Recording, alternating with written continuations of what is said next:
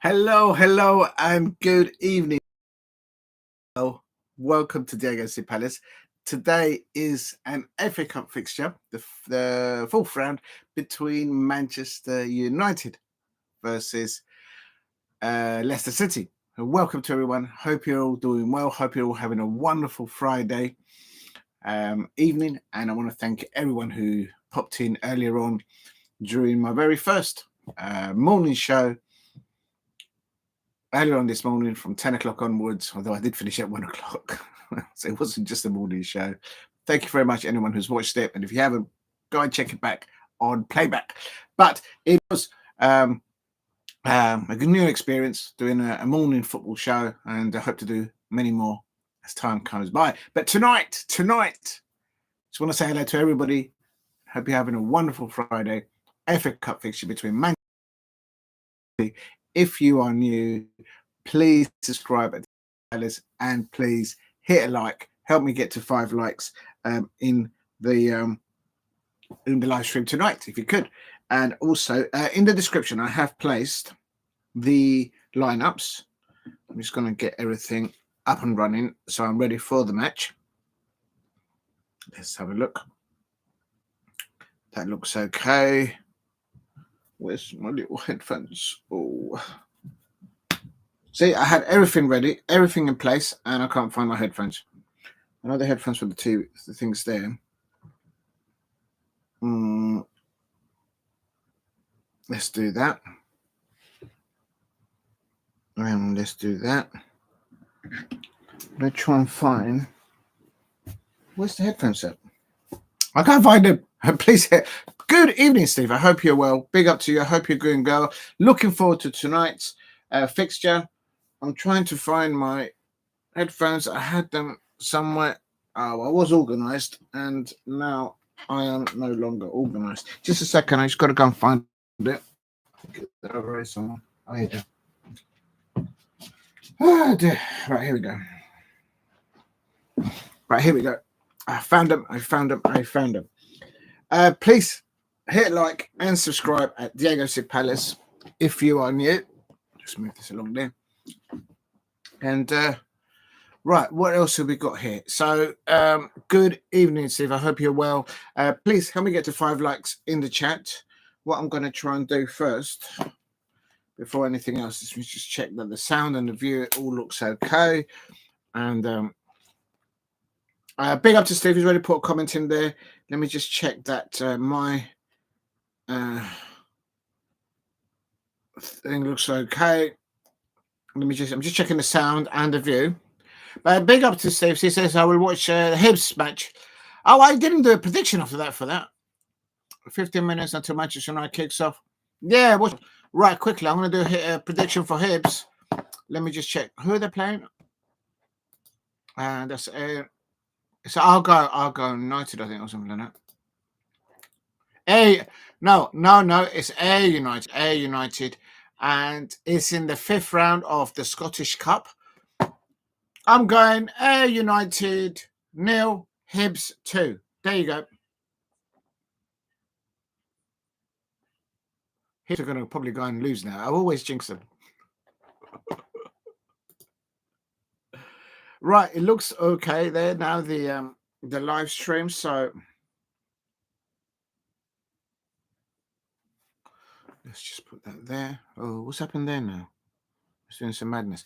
Yes, it is a 8 o'clock kickoff, and I just want to say that it's between, of course, Manchester United, Leicester City. Ruben Van Nistelrooij returns to Old Trafford, and from an outsider looking into both clubs, he's clearly been very successful as a player at Manchester United. I had some Manchester United fans in my stream earlier on in the morning show at Diego C. Palace, and they called him a legend. So the Manchester United fans, they deemed Ruud Van Nistelrooij as part of one of the elite legend status, if you like, and won many honours there, I suppose, as a manager, as a player, I suppose. And also, I have to say, if I'm not mistaken, he has been a caretaker manager at Manchester United and an assistant manager as well. So there's no doubt about it. Ruud van Nistelrooij knows the fabric, the identity of Manchester United from the pitch side, and I expect he understands what Manchester United fans require of their players. But he's going there as the Leicester City manager, and he has. Oh, here he goes. It's a collection of his goals there in the FA Cup. Yeah, he was a very difficult number 9 to defend against when he was a player, but he's not a player anymore. He's a manager, and if any of you watch it, I recommend you all subscribe to the Leicester City official YouTube channel, and there you can see the press conference for Ruud van Nistelrooij. I listened to that live yesterday. Oh, yeah, listened to it. And Ruud van Nistelrooij is very determined to go to Old Trafford, take his a mixture of young players, established players. He's only got one new player in the transfer window, and he's taking a 15-year-old in the squad tonight, and he's taking I think a 17-year-old as well, but he's still confident that his team can give a result at Old Trafford and produce a result like they did against Tottenham Hotspur and other teams. Let me just actually go here because I've got it here. There was another team that did well recently against. It was Queen's Park Rangers in the last FA Cup round. They did a 6-2 against Queen's Park Rangers at the King Power Stadium. But since then, they have lost 2 in the Premier League. One, of course, to my Crystal Palace, and they won against Tottenham Hotspur. Very well done. I had predicted that one to be Tottenham Hotspur 1, Leicester City 2, and I said before that match, Ruud van Nistelrooij needs to unlock not the potential, but the availability of Jamie Vardy scoring goals for Leicester City. So, and he did that, and they won 2-1 there at the Tottenham Hotspur Stadium. Please keep hitting the likes and subscribe at Diallo Palace if you are new. All as well. And so he's looking forward to go there. Doesn't have the squad in depth that Amorim has at Manchester United. But then what kind of Manchester United team is going to turn up? I've always felt that when teams like Manchester United have a difficult result like they did against my Crystal Palace, that the next game that they face, they're going to make a statement for themselves and as professional football players on the pitch for their Manchester United.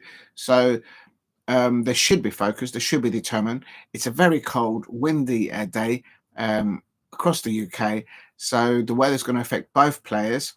It's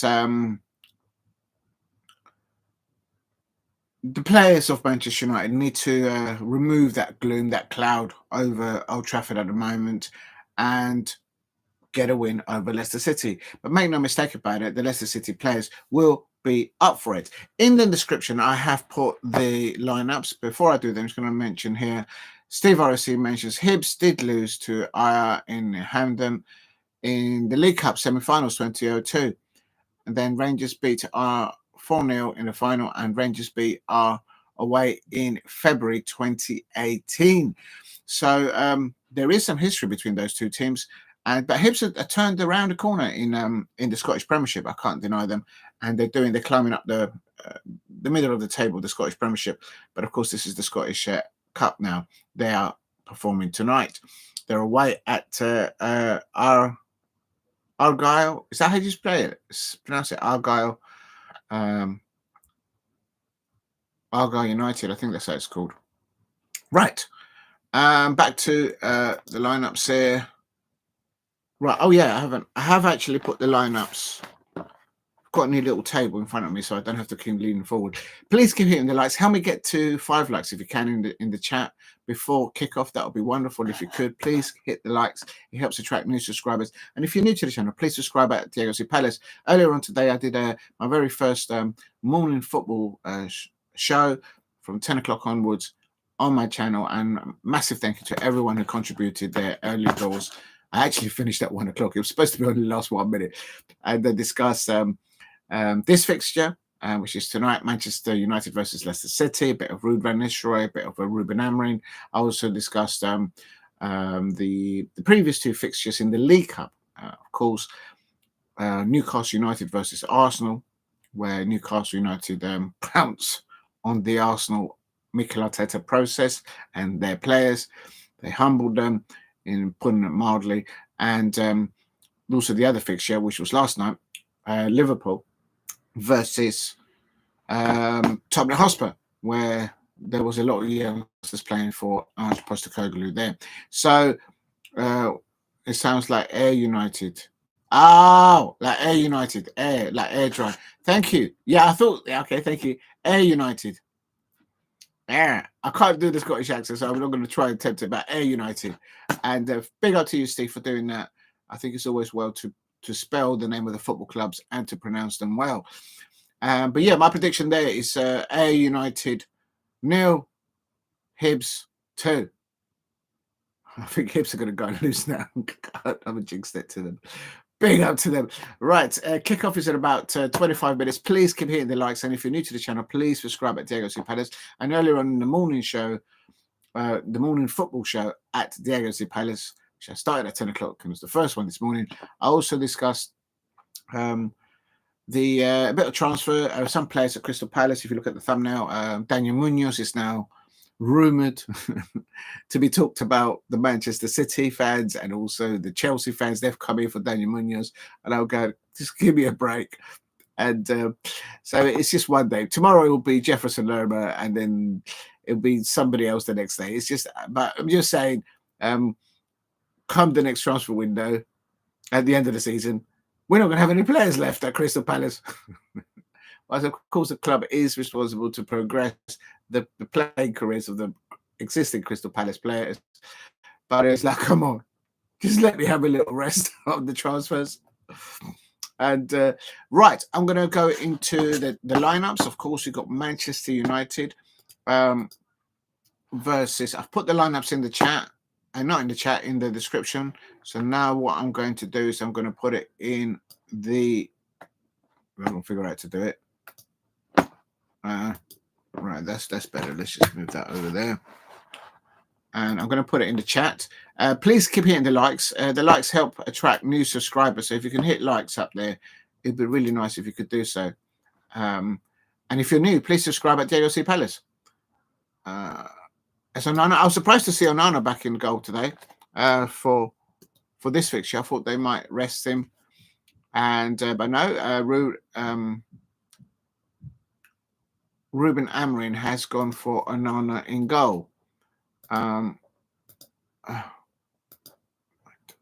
are you doing that? Right, there's the subs. And I did say something incorrectly wrong in this morning's football show at Diego C. Palace. I did say that Zirkzee was loaned out, and I was incorrect because he's as a substitute. So I do apologise for incorrectly saying that. And there is the lineup for Manchester United and their subs. And that's versus Leicester City. And my prediction, I'm going to go into prediction. My predictions earlier on, I did write them down. My prediction is Manchester United 1, Leicester City 1, and then it goes to penalties, but Manchester United win.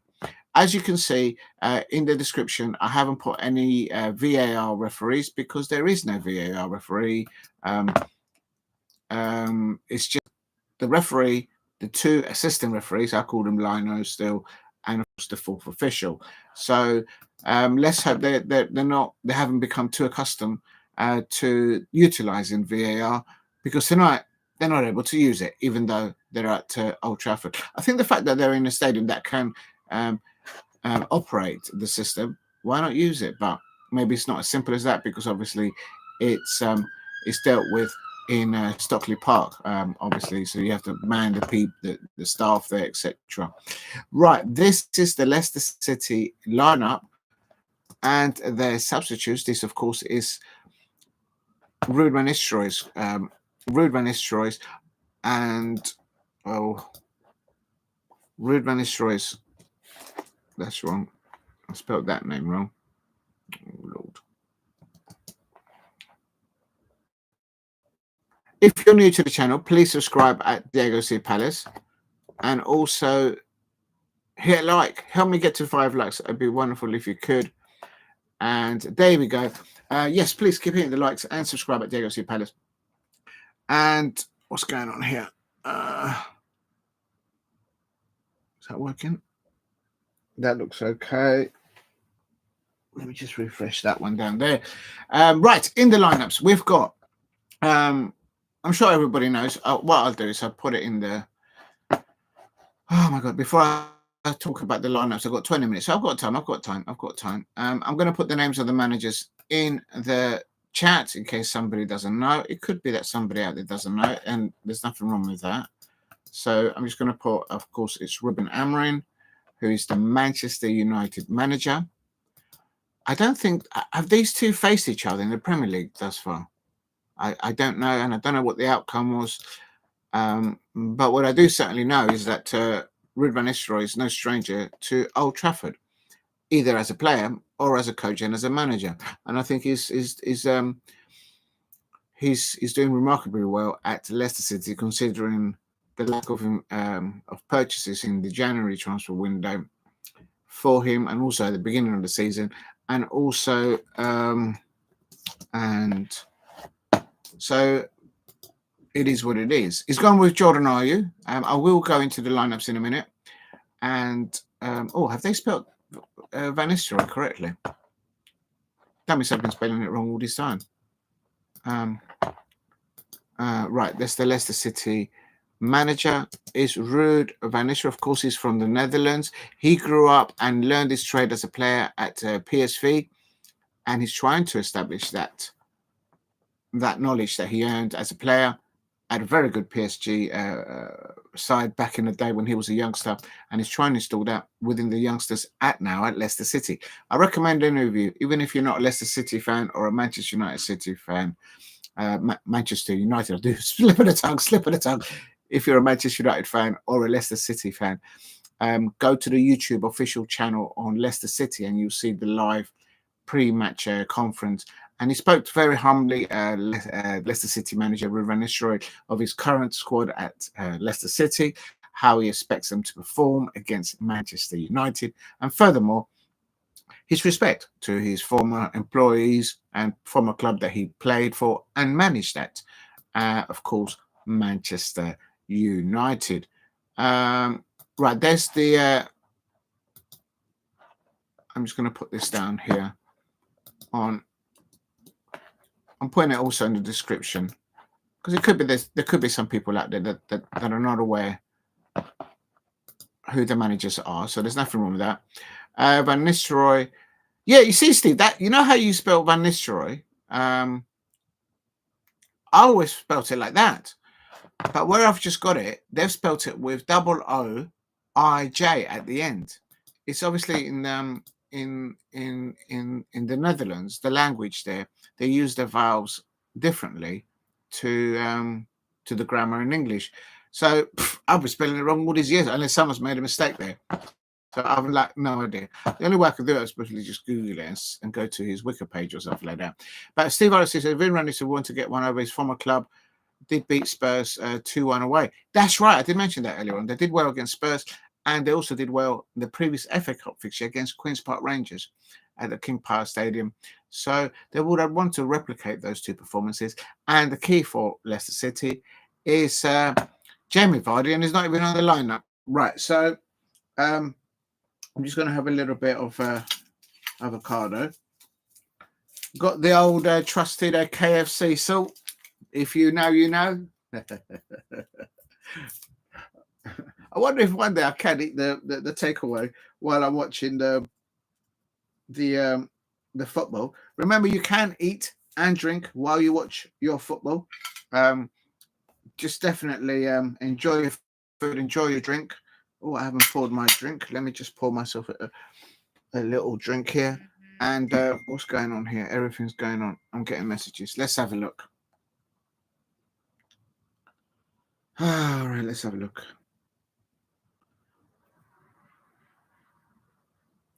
Please hit a like and subscribe. Oh, wait a minute, just getting...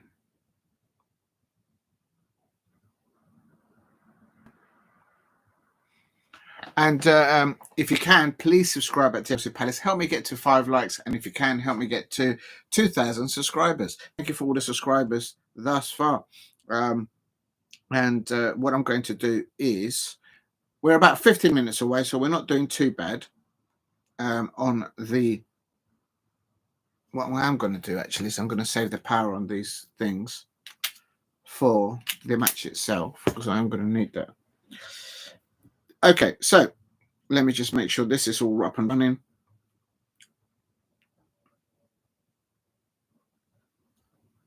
That looks okay. That looks fine. Oh yeah, there's one thing that I haven't done is cascaded it into Instagram. So let me quickly do that. Please hit a like and subscribe at Diallo Palace if you are new. Please help me get to 10 likes or 5 likes in the live. This is the live watch along for Manchester United versus Leicester City, and I'm just going to put, if I can find it. Oh, right, there it is. So I'm going to do that post, and then I've got to select, obviously, Manchester United versus Leicester City, and oh no, I've got to put the headphones for this. I don't want you to listen to the music. What music should I put for Manchester United versus Leicester City? What? Let's put FA Cup. FA Cup. Let's see what comes up. I don't know. I don't really pick a song for one of the football clubs. All right. Let's let me put I don't know when the going goes. I'm going for Billy Ocean. The going goes stuff. Yeah, I've gone for Billy Ocean, the go stuff, because obviously it's a tough fixture for Manchester United fans and for Leicester City. So it's horrible weather up there, I expect. So live now on YouTube. I'm going to put in here, please drop a like. Please drop a like and comment. And what else do you do? Subscribe, I suppose. Subscribe during the live stream chat. Is that how you say it? I have no idea. And also, please share. Right, that do. Let me put at. Come on, what's the time? I've got 10 minutes. At Billy Ocean. Billy Ocean official. Big up to Billy Ocean. And then at Manchester United. At Leicester. Come on. At Leicester City. And then let me just put at CPFC. At CPFC. And at Lindenberg. Come on, catch up. And then at Diallo Palace. Right, that's it. I'm going to share that now on Instagram somehow. I hope this works. To try and get a few more people in. Please keep hitting the likes and help me get to 5 likes in the chat. And also, if you could, help me get to 2,000 subscribers. Thank you very much, everyone, this morning that attended my very first morning football show at Diallo Palace. I started at 10 o'clock and ended up at 1 o'clock, of course, nearly 2 o'clock. And but it was a learning curve. All right, just pinning that, and then I'm going to share it to story. And I've put Billy Ocean there on that for because it's the going gets tough, and it's going gets tough now for Manchester United and for Leicester City. I expect that both won't have a good cup round, but I expect Manchester United will want to concentrate on the European competition that they're in. That will probably be their only avenue to get into Europe, into Europe next season. I think it'd be a bit of an ask. It'll be a bit of an ask for them to try and get into Europe in the position that they are in the Premier League. But they've got good players. And as I say, in the description and in the chat, I have placed their lineups. I'm going to talk about it now. And where's that coming up? Let me just right, I'll leave that there because we'll go to the match in a minute. Let me just take that off for a minute. Right, the Manchester United lineup. Of course, the manager is Ruben Amorim, and he's gone for a 3-4-3 formation. And what we've also got in there is, okay, he's changed the back three again. He's changed it. He's got Onana at the back, but he's got a back three of Mazraoui, Maguire, and Yoro as a back three. So he's changing that back three line a lot. He's kept Maguire with experience there, and the youngster Yoro as the left back, and Mazraoui as the Manchester United right back. In the midfield, in the pivot, he's gone with a different pivot there. He has gone, by the looks of it, with Bruno Fernandes and alongside Ugarte. So that's good. That's a good partnership. I think every time he kind of does a different partnership. The last previous match he did, I'm pretty sure it was Mainoo and Bruno Fernandes. And then also either side of he's gone wingers. He's gone with Dorgu, the new signing for Manchester United. So I expect the Manchester United fans will be looking forward to see how he performs in this crazy weather that they've got in Manchester and here in South London as well. Real talk. And Diogo Dalot is on the right-hand side there, on the right wing there for Manchester United. Up top, he's gone with Hojlund, and on the left-hand side, he's gone with Mainoo and Diallo. And I think that's wonderful to see both that attacking prowess of potential young players, Hojlund, Mainoo, and Diallo. I think Manchester United should build a team around players like that, including, I would say, the youngster from Northern Ireland, Toby. What's his name? Toby Collyer. Is he in the bench? Is he on the bench? Surely he's on the bench. Yeah, totally. I think it's Toby Collyer. I think he did well. He did well in the previous fixture against Aston Villa, where he cleared the ball off the line because Onana went AWOL on his touchline. Now, Manchester United fans will be wary of Onana. I think he's a good goalkeeper as an outsider looking into Manchester United, but I think he does tend to go off his line as a goalkeeper.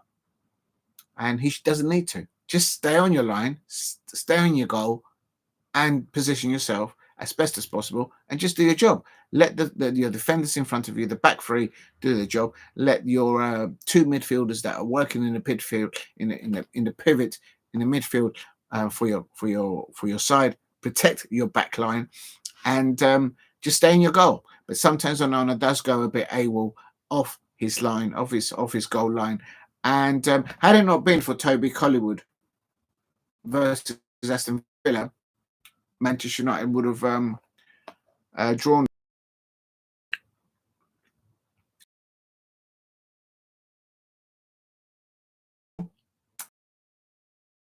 appropriately. If you know, you know.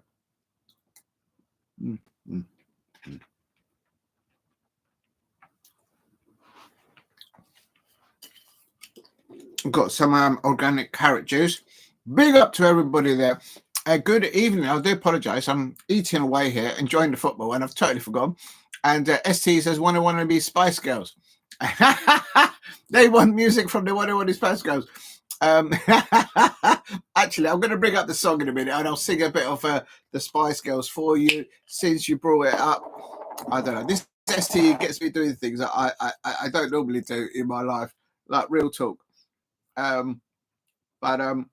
we're going healthy tonight. I've got the avocado, got the grapes, and I've got some organic free-range carrot juice with a hint of lime. I'm going to say the man who wrote it. But cheers to everyone. There is no alcohol in here, by the way. It's not one of those dodgy cocktails that you can get up in at the bridge at Chelsea or at Old Trafford, because at Crystal Palace we eat well and we drink well at Selhurst Park. The best match experience. Make sure you upgrade to that premium ticket that you can on match day at Selhurst Park. Good food, good wine, It's just that I would like to see Crystal Palace win a bit more at home, I have to say.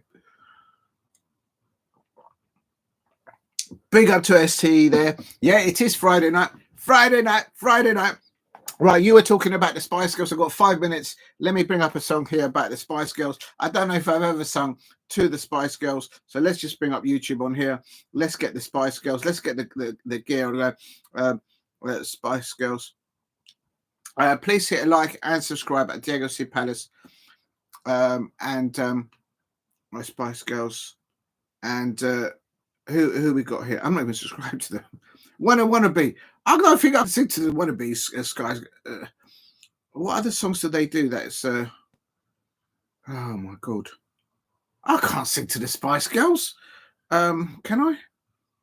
There's one Goodbye. There's a song called Goodbye. There's another one Viva Forever, but that sounds a bit too. Two becomes one. I don't think I've. All right, let's do a Wannabe. See, you're gonna make a right dogs on me now. STE. Right, here we go. They're doing the intro. You gotta. I can't do it. They're doing the intro.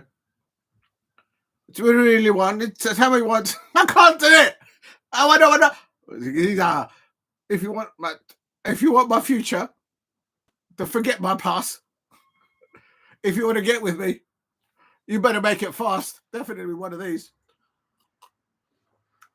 Right, that's enough. That's enough about the Spice Girls. I'm not going to do any more, and I'm not going to do the dancing routine to the Spice Girls just 2 minutes before kickoff. I mean, STE, what are you doing to me? Do you know what I mean? I know it's Friday night. Cheers to you and to everyone in the chat, but I'm not going to do those lyrics because I'm not actually pissed at the moment. I don't think I've ever sung to the Spice Girls. And there you go. There's a first. Unbelievable the things that you have to put up with. So big up to STs. Steve RSC, he goes Hibs games kiss off, poor tackle and some fog. Right, so they'll have to move the fog out of the way and see what they're doing there at Ayr United versus Hibs. And yellow card in the first minute. Oh, so they can't see each other. VAR, no VAR in the Hibs game. Yeah, there's no VAR in this match. Oh, good evening to United Central. Big up to United Central dropping in. Thank you for dropping in earlier on. And yes, he's supporting, of course, his Manchester United or their Manchester United. I don't know if it's a lady or a gentleman. And I'm going for Manchester United 1. Can we see some predictions in the chat, please? I'm going for Manchester United 1, Leicester City 1. And it goes to penalties, and Manchester United win it on penalties. Amad Diallo is a very experienced penalty taker. Sorry. And STE goes Bloody Mary. Cheers to everyone in the chat. Make sure you eat and drink while you watch your football. There is absolutely nothing wrong. We've got the KFC salt here on the go. Not trying to eat too much salt. It's not good for the blood pressure. But you've got to have a bit of avocado there with a bit of salt. And yeah, enjoy your food and enjoy. Oh, I'm going to make a mess here. Oh, Lord. Make sure you eat and drink while you watch your football. That's what I always say.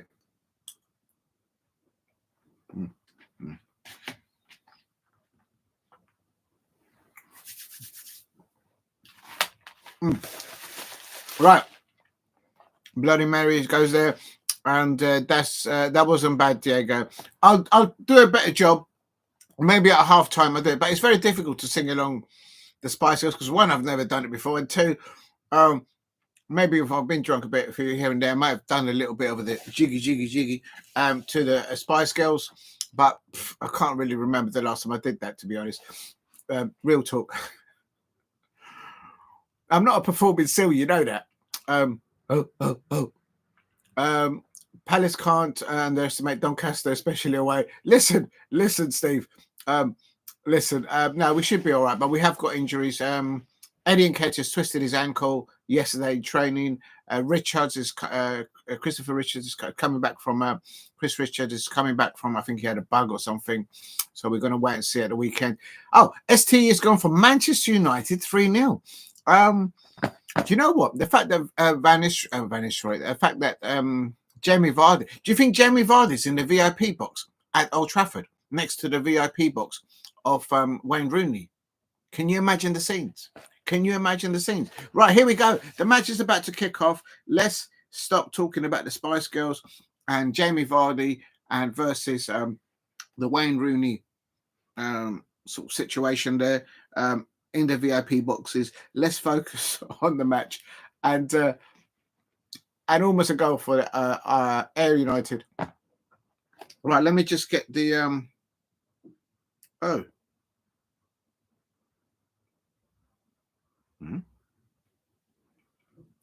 I thought it was going to be on oh my god.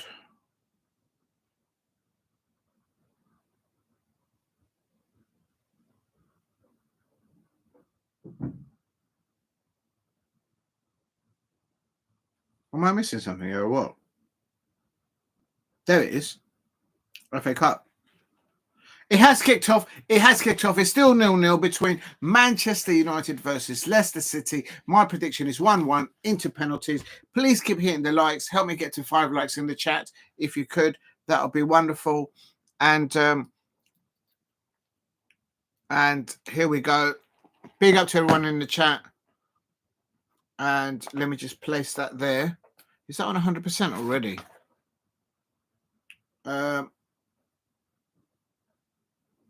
Oh, I'm going to leave it alone. I think that's already charged. Right, here we go. It is 0-0. And there's the new signing for Manchester United taking the throw in. Dorgu. He's on the right-hand side. And Harry Maguire here on approaching 1 minute. 3 at the back. Really spaced out there. The weather doesn't look that bad. It's well lit up at Old Trafford. Dorgu trying to get past there. The Leicester City Samari there. Oh, somebody's down injured there. There is no VAR. I just want to let you know. It's just the referees, officials there. And Dorgu there. Oh, he just caught the player there. Should that be a yellow card for the new signing of Manchester United? There is Ruben Nistelrooij talking to one of his coaching staff there. Please hit the like and subscribe at Diego Palace. It is 1 minute into it. Yeah, that was Samari that had his leg chopped up there. Well, not chopped up, but he just stood on by Dorgu there. He looks ready. He looks a bit like Wilfried Zaha, a little bit. Dorgu there. And they've had to shuffle the formation a little bit. Obviously, Manchester United following that injury to Martinez. And literally, Kobe Mainoo's up there now. And but with the addition of Dorgu there, it's giving them options there at Manchester United. But it should be a good cap tie. I was kind of hoping that, what's his name? It's Vardy on the bench. They've gone with Daka up top. Jamie Vardy is not on the bench, so he must be injured. That's the only thing I can think of. And they've got a 15-year-old and I think a 19-year-old in the bench there for Leicester City. What's happened to Jamie Vardy? Why isn't he playing? Is he injured or suspended or something? He must be injured. But anyway, they've gone with Daka up top with Jordan Ayew on one side. And in the pivot, they've gone with Ndidi and Samari. Please hit a like and subscribe at Diego Palace. So far, coming up to the first 3 minutes, even Stevens on possession, I would say, for both sides. No mistakes from any side. Just one foul from Manchester United. The new signing, Dorgu, stepping on Suarez's ankle, if you like. But nothing nasty. It's just it just caught him late.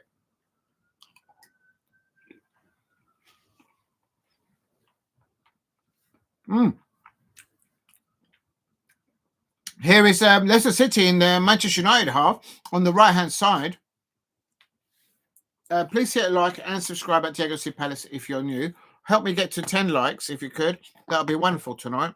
And a massive thank you to everyone who contributed earlier on today during my very first morning football show that I've done. So you kind of ended up at 1 o'clock. So, but thank you very much, everyone who dropped in. That was very nice of you to do so. Trying to hold a phone and eat an avocado at the same time. It's not something that I'm used to doing. So I'm just tucking in. And the good old KFC salt. And there's Manchester United on the right-hand side on the 4th minute. I think I'm eating too much salt at the moment. Real talk.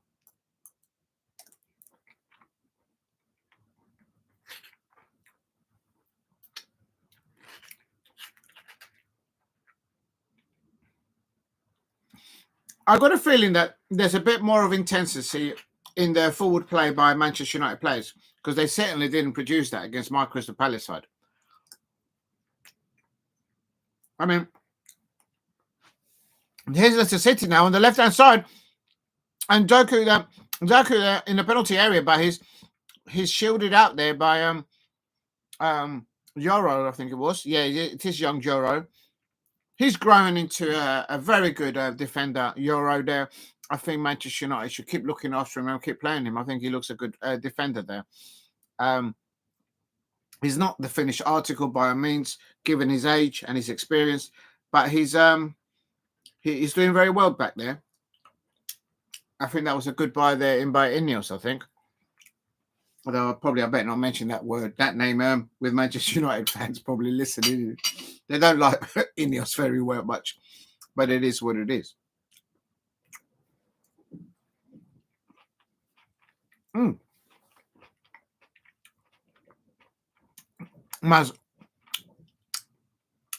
This is Steve almost got AR. Games kicked off 50 milliseconds. Has to be a winner, but in 2022, Middlesbrough beat Manchester United on penalties. Oh, really? Did Ronaldo? Oh, there's Leicester City here on 5 minutes, and he has a shot for a goal. Oh, Onana catches it. Was that Jordan Ayew? Jordan Ayew with the Guyana jollof rice has a pop-on goal, and Onana, because he stayed in his goal, he was able to catch it with his hands. And this is the thing. Onana does go. He has a tendency of going off his touchline, off his goal line, and that's when the mistakes. But Jordan Ayew had an eye on Onana, and that was on target. So that's a shot on target there by Leicester City. He was about, I would say, 5 to 10 yards outside the penalty area, central, kind of central, and that was on the 6-minute mark. And Manchester United have not had a shot on target, I don't believe, in this first half thus far, but Leicester City have. So there you go. And this is without Jamie Vardy, and this is Onana hoofing the ball long here on 6 minutes, and Onana just needs to stay in his goal and just stay on his touchline, on his goal line, and just do his job there as a goalkeeper. If he goes AWOL on set pieces and on open play, he's gonna concede a goal for his Manchester United. Real talk. Please hit a like and subscribe at Diego C. Palace. Make sure you drink and eat while you watch your football. And there's no alcohol here. I'm going very healthy today. Although I'm eating too much salt, I think. Maguire! Harry Maguire is on the ball. And a good ball right there to the left-hand side. And Diogo Dalot heads it down there for Kobe Mainoo, but Kobe Mainoo couldn't get hold of it. And a new positioning there for Kobe Mainoo. And good space to the play. They're spread out there, and they're using every inch of the pitch, Manchester United, and so is Leicester City. So there's good width to this match. They're not all trying to play centrally, and they're making the pitch feel and look big. Of course, they're all the same diameters, but you get my drift. It's Maguire on the ball. Manchester United look a bit more confident playing with that 3 at the back now. And Jordan Ayew getting the ball. Luke Thomas on the ball. Jordan Ayew. Good to see Jordan Ayew. He was a wonderful player at Crystal Palace. And I was sad to see him go. And thank you, Jordan Ayew, for signing my shirt at the end of last season. True gentleman. And he gave me a few minutes and he signed my shirt. It's somewhere. I might show it one time.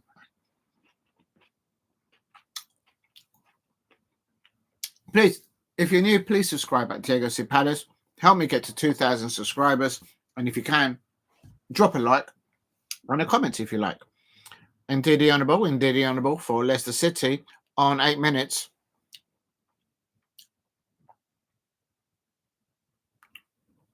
Wilfred Ndidi there. He's previously won the FA Cup.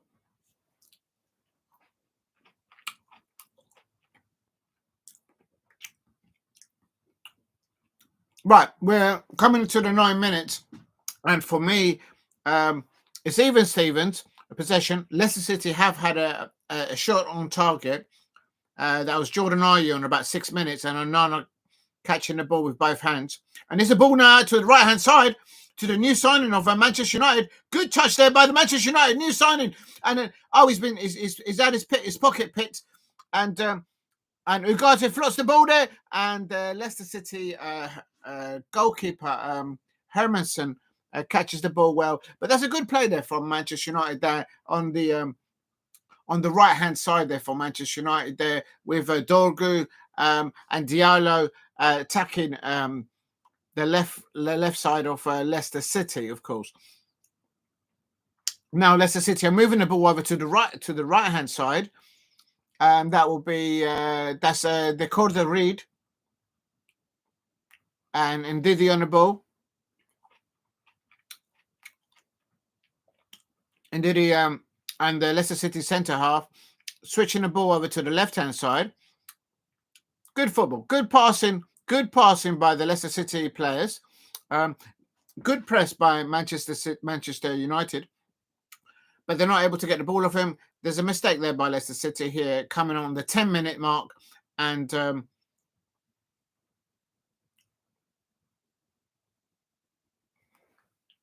well,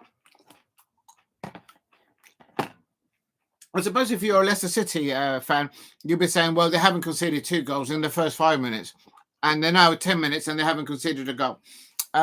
Manchester United have not had a shot on target, not that I've seen, unless I missed it. Let me just have a look on the stats. I don't think they have. Shots on target. Yeah, Manchester United have not had any shots, no shots on target, and any shots outside the box. Leicester City have had 1 for all of them. So there you go. It is what it is. 10 minutes into it. It is Manchester United 0, Leicester City 0. Please hit a like and subscribe at Diego Palace if you're new. Help me get to 2,000 subscribers. And a match thank you to everyone who dropped in. And you can watch it on playback. My morning show, my football morning show that I started today. It's Jordan Ayew on the ball. Jordan Ayew on the ball. He crosses it into the penalty area. Daku, is he being fouled? It should not be a penalty for. Oh no, there's a foul by the Leicester City player there, and Samari then chopping somebody else up. But that's good play there forward by Jordan Ayew, ex-Crystal Palace player. As I say, he brought the jollof rice from Guyana to Crystal Palace. And good ball into the penalty area by Jordan Ayew. Good vision. But Manchester United managed to get in the ball clear there. Please hit a like and subscribe at Diego Palace. It's Manchester United 0, Leicester City 0. Mazraoui mainly on the ball for Manchester. Mainoo was fouled there. Oh, Mainoo's been penalised for fouling the Leicester City player. I thought it was the other way around. Remember, there is no VAR this evening. It is all on the referee and the 2 assistant referees, and I suppose the 4th official, I suppose. Here is the Leicester City free kick on this Ruud van Nistelrooij. He's protecting his neck, keeping warm. He's got like a business overcoat on him. Very smart. Leicester City here with a free kick on 12 minutes, coming up to 13 minutes. Now, Manchester United fans, I know you are worried with defending set pieces. Let's see what Leicester City can do.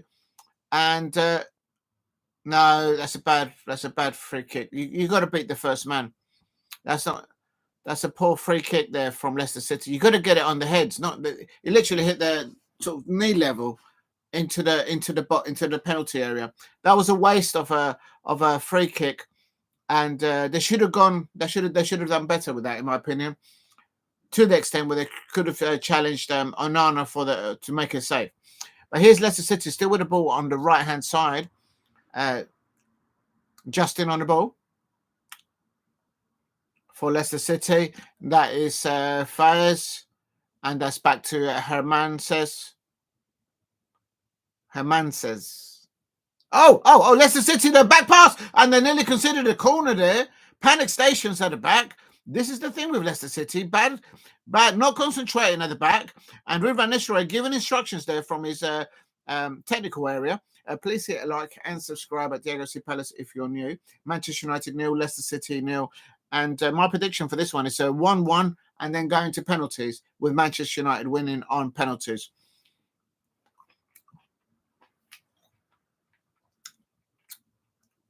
If you're new to the channel, please subscribe at Diego Palace. Remember that on the bench for Leicester City, there's a 15-year-old and a 17-year-old. in the bench for Leicester City. So imagine the dream for them, one of them to come on and score the winning goal against Manchester United at Old Trafford. That will be memorable for them. But I think at the moment, is even Stevens is coming up to 14 minutes, 30 seconds. And good possessional play by Leicester City. For me, I don't think Manchester United have done enough off the ball in closing down and intensity. They've been a bit better on whilst they've had the ball, attacking wise, but they've not created anything in the last third. No shots on target. The Leicester City keeper's not had to make a save. Onana has to. So it was Jordan Ayew on 6 minutes having a little pop there. Mazraoui there. They're kind of seeing each other out there. Please hit a like and subscribe at Diego Palace's Manchester United 0, Leicester City 0. And we are in the first half, 15 minutes in.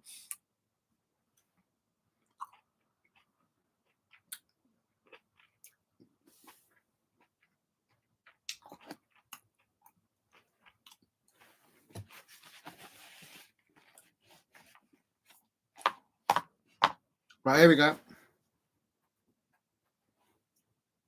If you're new to the channel, please subscribe at Diego Palace.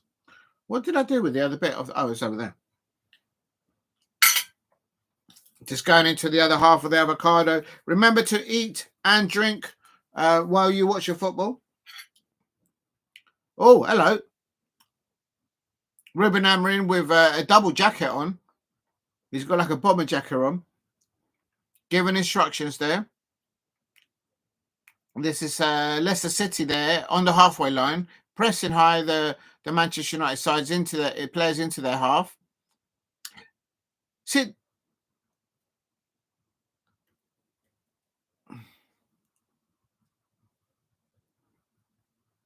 Oh, nearly drops it.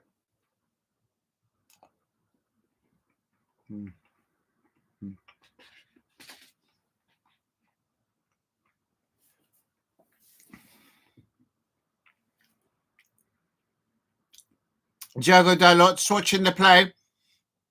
And here we go. Go. And he's still got it. And across. Oh, he couldn't cross the ball. And the new signing for Manchester United, keeping the ball in. This is good. Good. Look at the speed that he has. Dorgu there keeps the ball, but he couldn't find the ball. He should have hit it. Why didn't he hit it towards the 6-yard box area? Oh, why didn't he pick Rasmus Hojlund? He was going into the penalty area. Patrick Dorgu is only 20 years old. And that's the first attack. It took Manchester United 17 minutes to get past. And very good forward play there by Dorgu. But he couldn't pick... he decided to cut the ball in rather than to hit it across the penalty area in front of the goalie. Rasmus Hojlund was going in there, but that's the first time. It took 17 minutes for Manchester United to do some attacking play on the right-hand side, and it's all been handed over to Dorgu, the 20-year-old, and Amad Diallo. He lost the ball there. Cheers to everyone. Please keep hitting the likes and subscribe at Diego Palace if you are new.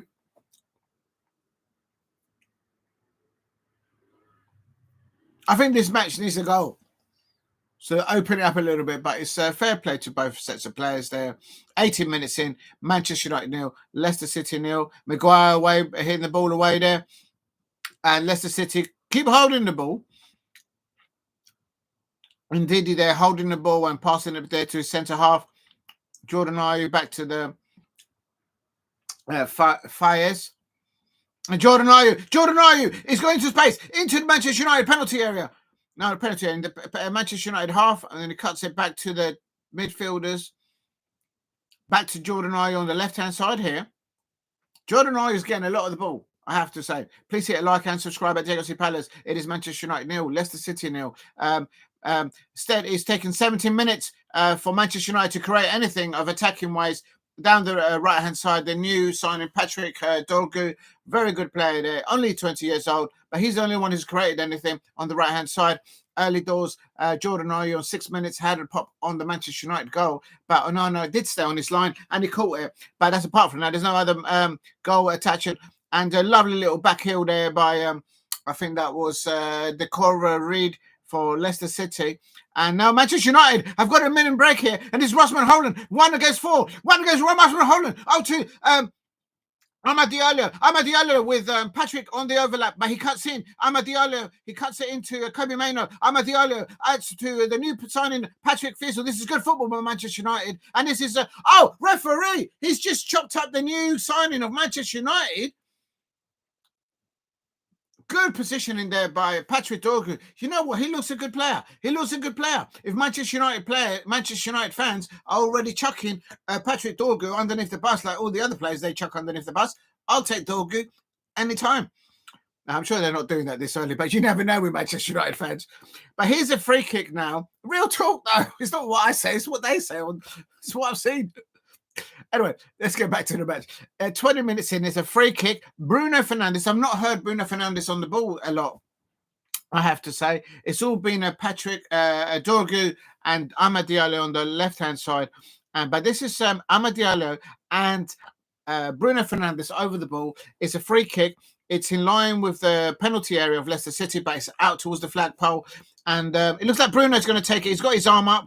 He's gone. Oh, he's cut it in. Diallo. He's going to have a pot. And there's a deflection. And it goes over to a corner for Manchester United. Please help me get to 5 likes. If you're new to the channel, please hit a like and subscribe at Diego C. Palace. Manchester United 0. Leicester City 0. It's coming up to 21 minutes. And there's Bruno Fernandes there going over to take the corner.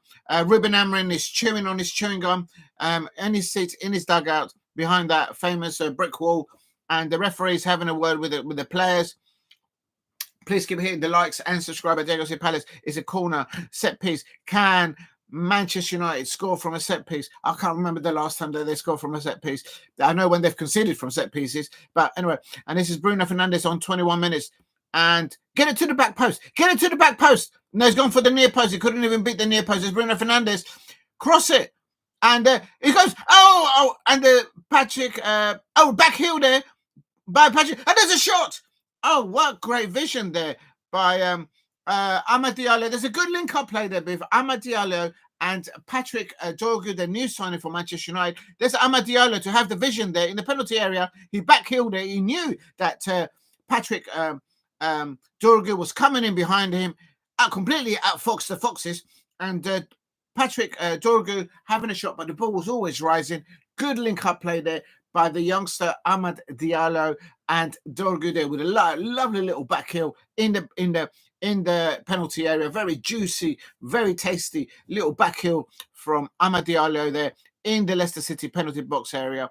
But the ball was always rising as Patrick Dorgu had a pop on goal, but good link-up play there by both Diallo and Dorgu on the right-hand side of Manchester United attacking flank there. And here's another header win there when I think if you have to give man of the match, that's fine. The first 22 minutes, I have to give it to Patrick Dorgu of Manchester United, the new signing, real talk. And as an outsider looking in, that's how I'll give it. It's got balls over on the left-hand side for Diogo Dalot, and Diogo Dalot passes to Mazraoui. That's Bruno Fernandes for Manchester United. Out to Diogo Dalot. Dalot on the ball. And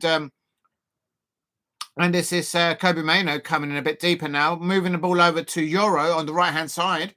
And the ball up to now. This is Patrick. That's a foul, referee. That's a foul on the new signing of Manchester United.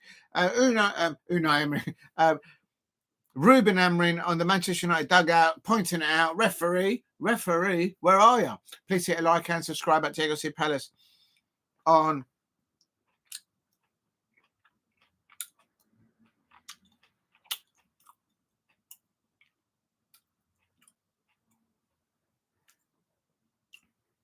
the set piece coach. Fernandes Carlos for Manchester United is on the technical area.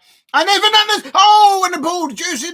Bruno Fernandes cursed the ball into the penalty area. And Hojlund making a run there. He's giving a thumbs up to Bruno Fernandes. He was just a touch behind the ball. Had he got a toe to that, he may have got it past the goalkeeper of Leicester City. So a good free kick there by Bruno Fernandes.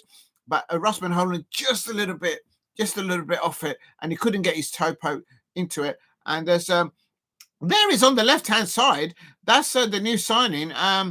Patrick Dorgu on the left-hand side now. Have they swatched players? Has Dorgu swatched over with Diogo Dalot?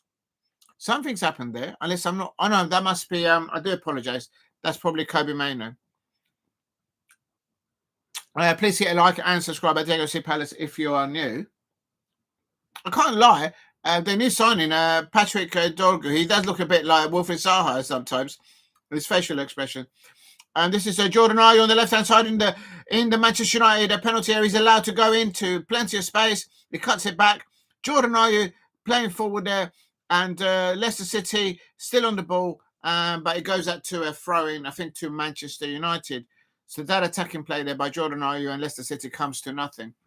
Please hit a like and subscribe at Diego C Palace. Please help me get to 10 likes if you can in the chat. That's coming up to 20. It's on 25 minutes there. Patrick Dorgu, he's only 20 years old there, but he looks well settled in. He's Premier League ready. He's been the best spark there on the chat. What receiving the ball? Patrick, he's been chopped up again. That's the third time that I've seen the Manchester United new signing been fouled by Leicester City, and the referee's not having none of it. And it's Leicester City in the penalty area, and he has a shot, and Onana couldn't get hold of it. And who's that for? That's the Cordova-Reid. Who's that? Good setup there, play. Good vision there by Jefferson. Jordan Ayew, a little bit heavy, a little bit wide there. And that is the Cordova-Reid. He was running at pace on the right-hand side against the Manchester United goal, but the ball was always rising. So, but good vision there by, I believe that was Jordan Ayew passed the ball to him. I could be wrong though. Please hit a like and subscribe at Diego C Palace. Coming up to 20, it's on 26 minutes. Manchester United 0, Leicester City 0 in the FA Cup of the 5th round. Ruben Nistelrooij having a word there with the lino.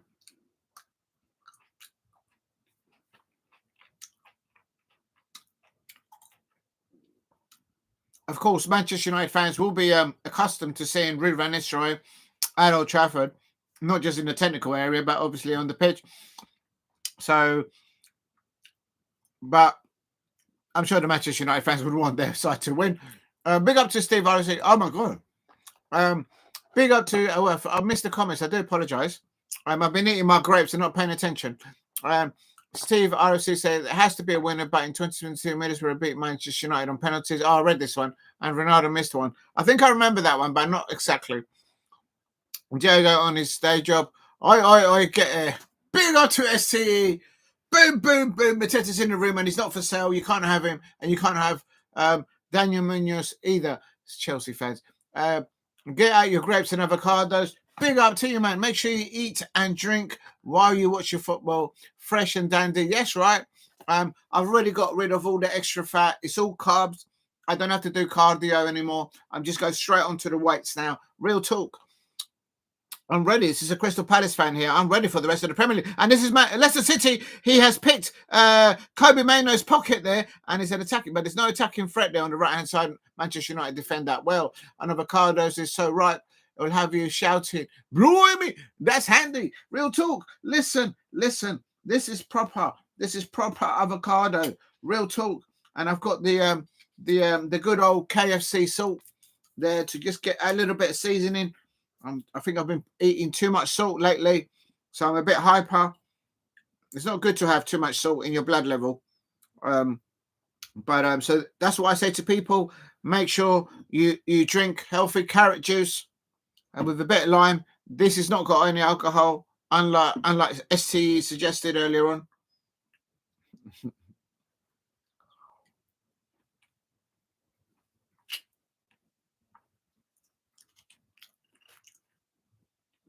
Oh, Mazraoui has been chopped up there.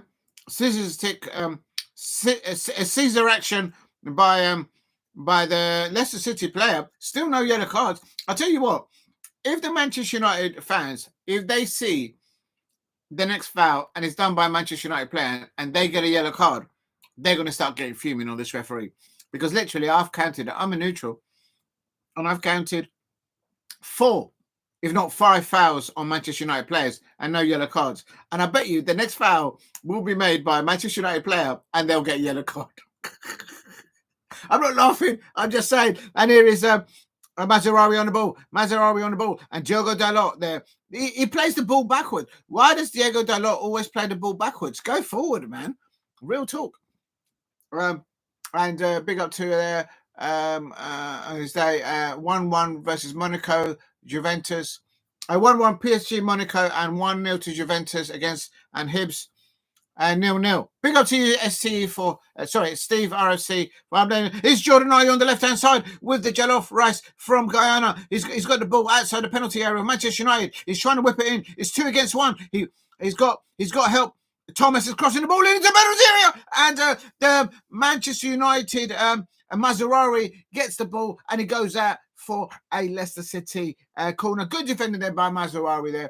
Hopefully Hibs and Manchester United go extra time and penalties. Oh, does it go to extra time? I thought it went straight into penalties. I didn't know.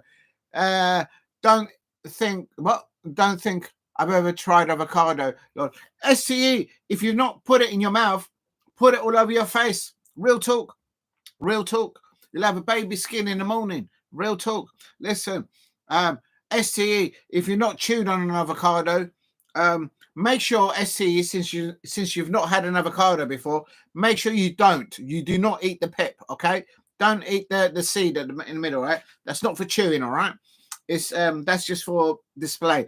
And make sure you eat and drink and chew and swallow while you watch your football. Cheers to everyone.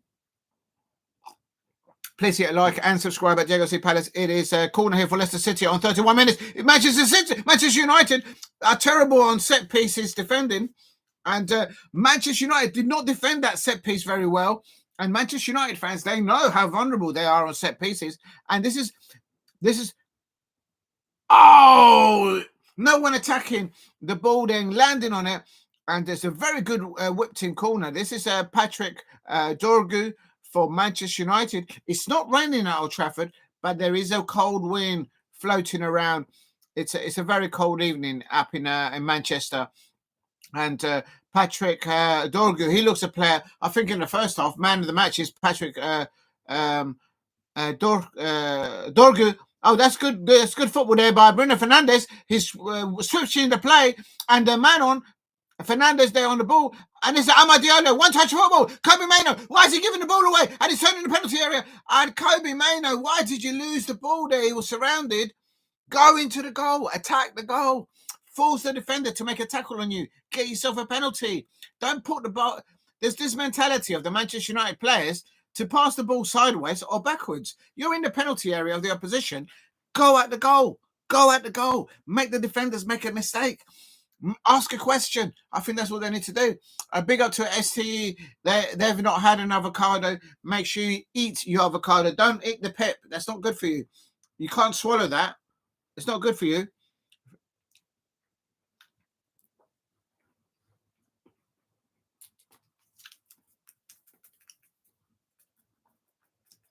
Please hit a like and subscribe at Diego C. Palace if you are new. Help me get to 5 likes if you can in the chat. And also, if you can, please subscribe at Diego C. Palace. This morning, I did my very first morning football show. And thank you very much for all of you who joined in earlier on. I started at 10 o'clock and finished at 1 o'clock. So it wasn't really a morning show, but it was what it was.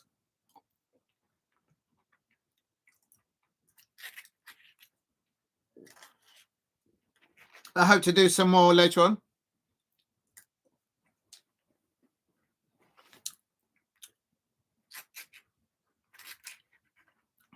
I mean, some Manchester United fans will question, not doubt, but would question what Ruben Amorim is doing with his new formation. Because it's not, at times it can be a little bit exciting attacking football, but overall it's not producing that. But he's sticking to his formation, his style of play, Ruben Amorim, and it's the quality of players. The quality of players, they need to up levels for Manchester United. They certainly didn't turn up to my Crystal Palace a few days at Old Trafford, but they need to put in performances like when the Manchester United went to Anfield against Liverpool and they scored. So I've said it before, as an outsider looking into Manchester United, they need to build a team around this new signing, Patrick Dorgu, Amad Diallo, Garnacho, Luke Thomas corner here, not corner, set piece here. Terrible set piece from Leicester City. Waste of a ball, waste of opportunity. And as I say, Manchester United should build a team around Amad Diallo, Patrick Dorgu, the likes of Mainoo, Rushman Hojlund, and Garnacho also looks lively on the left-hand side. He's not starting today. Please hit a like and subscribe at Diego C. Palace.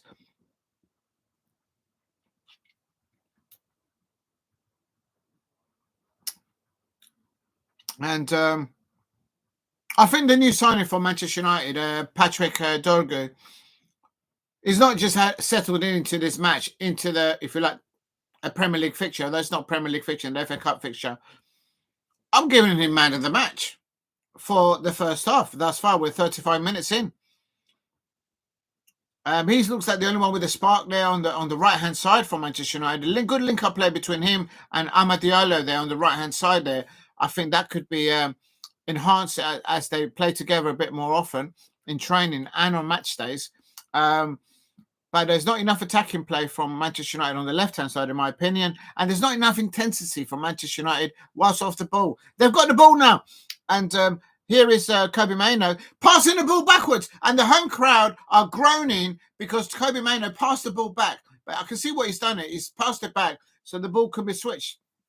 Now, this is Amad Diallo there. Good link up play there on the right-hand side there with Patrick Dorgu. And that's a foul on the Manchester United player there. And this is Amad Diallo. He reminds me a little bit of like Giggsy, a little bit. And this is good. The ball now on the left-hand side. Diego Dalot. He crosses it in, but it gets blocked by Leicester City. Good defending. The ball hits the referee. Is the referee playing for Leicester City? What is going on here?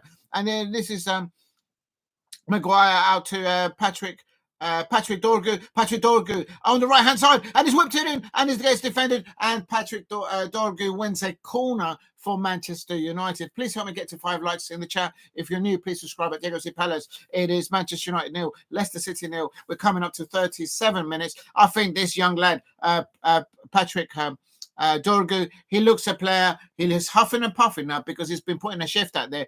He's literally putting a shift out there. The others at Manchester United need to step up levels. For me, for a debut, I think he's done remarkably well. So well that I'm giving man of the match for the first half in the first 36 minutes to their new signing, Patrick Dorgu, all day long. I'm a neutral and I can see that. And good corner in. And as the goalkeeper dropped the ball. Oh no, he's fell down. Very young looking, that Leicester City keeper. And he dropped the ball.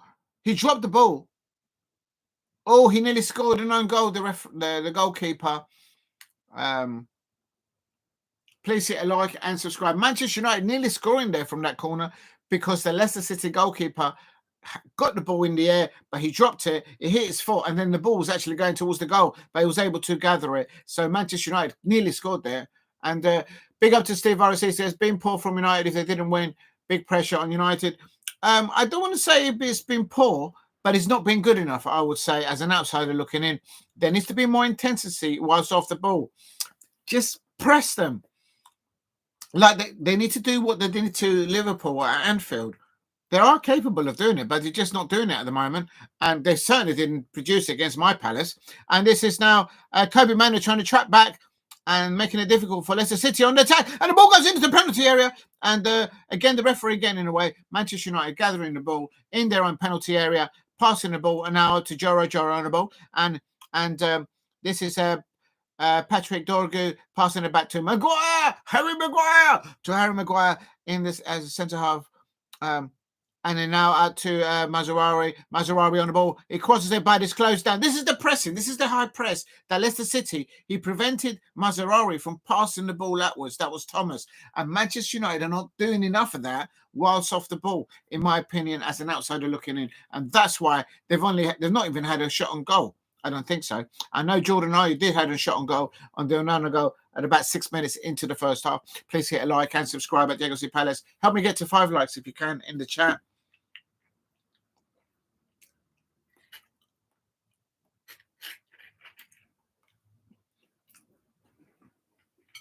remember to eat and to drink while you watch your football. And there needs to be some creativity somewhere. And the only way it's coming from Manchester United is from the link-up play of Patrick Dorgu and Amad Diallo on the left-hand side. There's been absolutely nothing. Absolutely nothing. Remember, STE, you said you had never eaten an avocado. Please don't eat that. That's not good for you.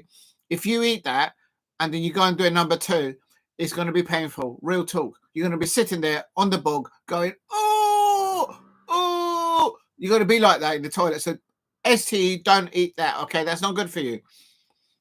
Unbelievable. And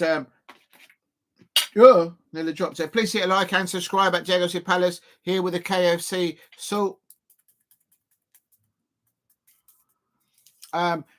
Prove it. I am not taking the camera into the toilet and I'm not going to sit on the bog just to prove it to you. No, I'm not doing it.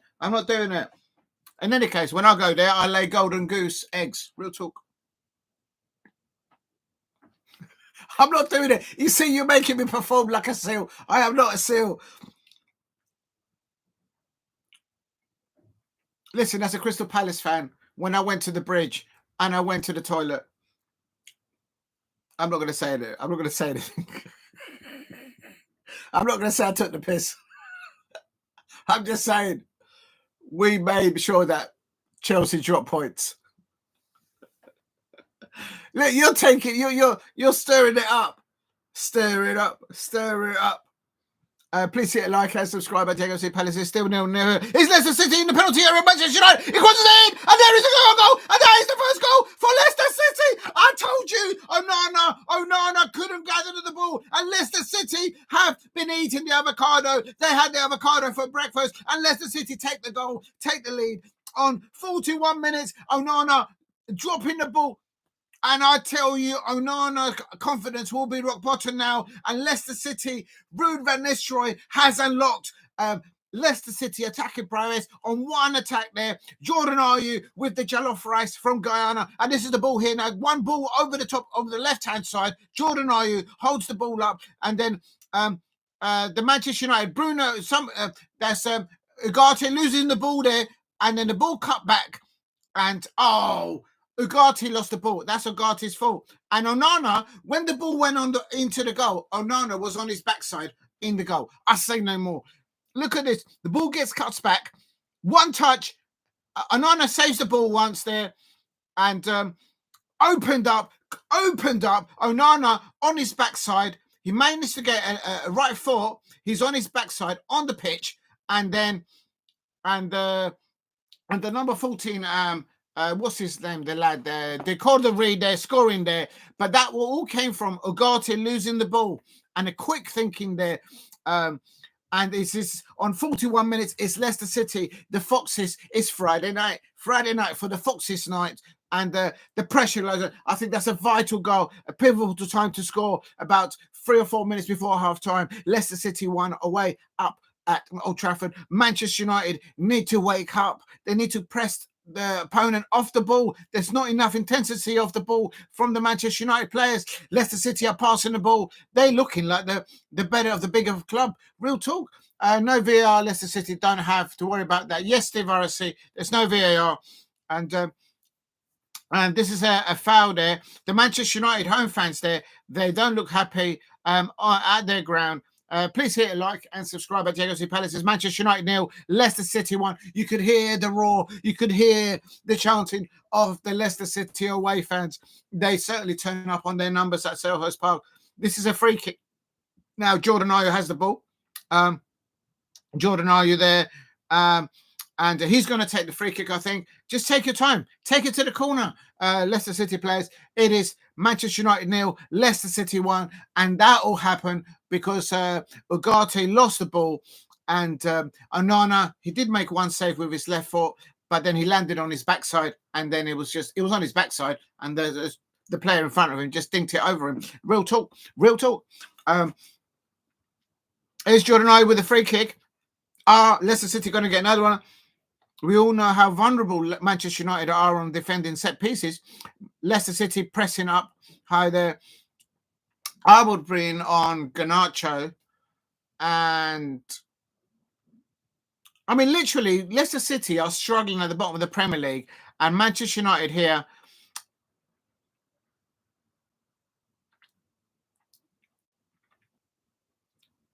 I think overall, I mean, if Leicester City score another goal before half time,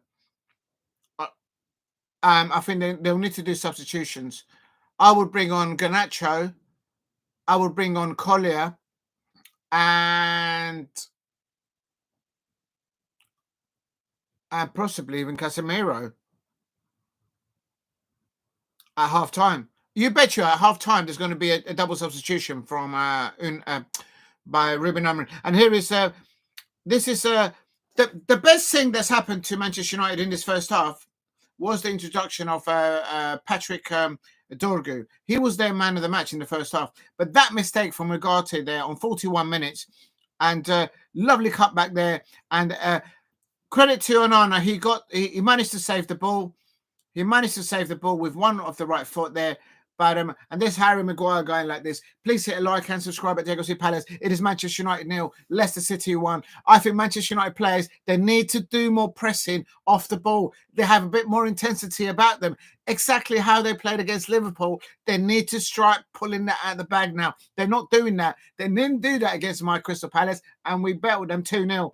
And Ruud van Nistelrooij's Leicester City side with Manchester United fans, Ruud van Nistelrooij has a 15-year-old and a 17-year-old and a 19-year-old in his dugout. Okay, they haven't just spent over £250 million in the pre-season transfer window and the previous transfer window. Leicester City have got a 15-year-old, a 17-year-old, and a 19-year-old on their bench. And they're winning 1-0. For me, the best thing that Manchester United have shown tonight is Patrick Ugarte. The link-up play between him and Diallo was very good, but in the last attacking third, there hasn't been enough for overall from Manchester United. There's been absolutely zero attacking threat from Manchester United on the left-hand side, and I would put Garnacho on there. Maybe Ruben Amorim is actually resting him. So. Two things, Manchester United come out in the second half and they need to do more press, more intensity off the ball against Leicester City, rattle them, ask a few questions. For goodness sake, the first shot on target, I think, was about 40 minutes into the first half for Manchester United. Leicester City, Jordan Ayew, 6 minutes in, he had a pop on goal, shot on goal, and there's not been enough from Manchester United players, and the pressure is building. It's building. At half time, they should hand out the oranges, no energy drinks, don't use iPads, don't use the tablets, use pen and paper and sort it out. That's what I would say. Make sure that you eat and you drink while you watch your football, and just going to have a little munch of avocado.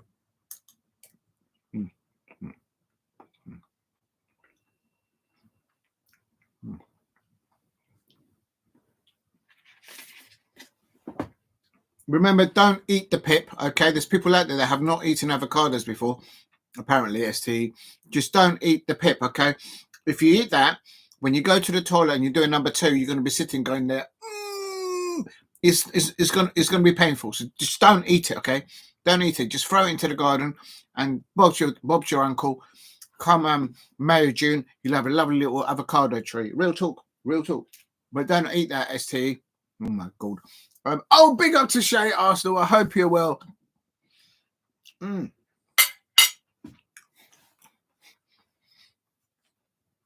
Good evening to Shay Arsenal, who says, remember to hit the like button and subscribe if you are new here.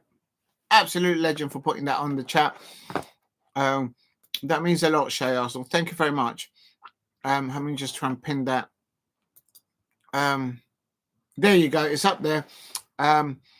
Engage with your audience. What's that do? Question and answer. Start a poll. Oh, right. I didn't know about this.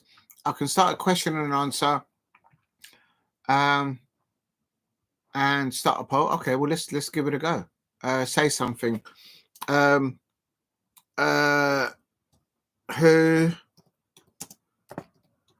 should come on at half time for Manchester United. What do I do now then? Just press enter. Oh, start question and answer. All right, so the question has gone there.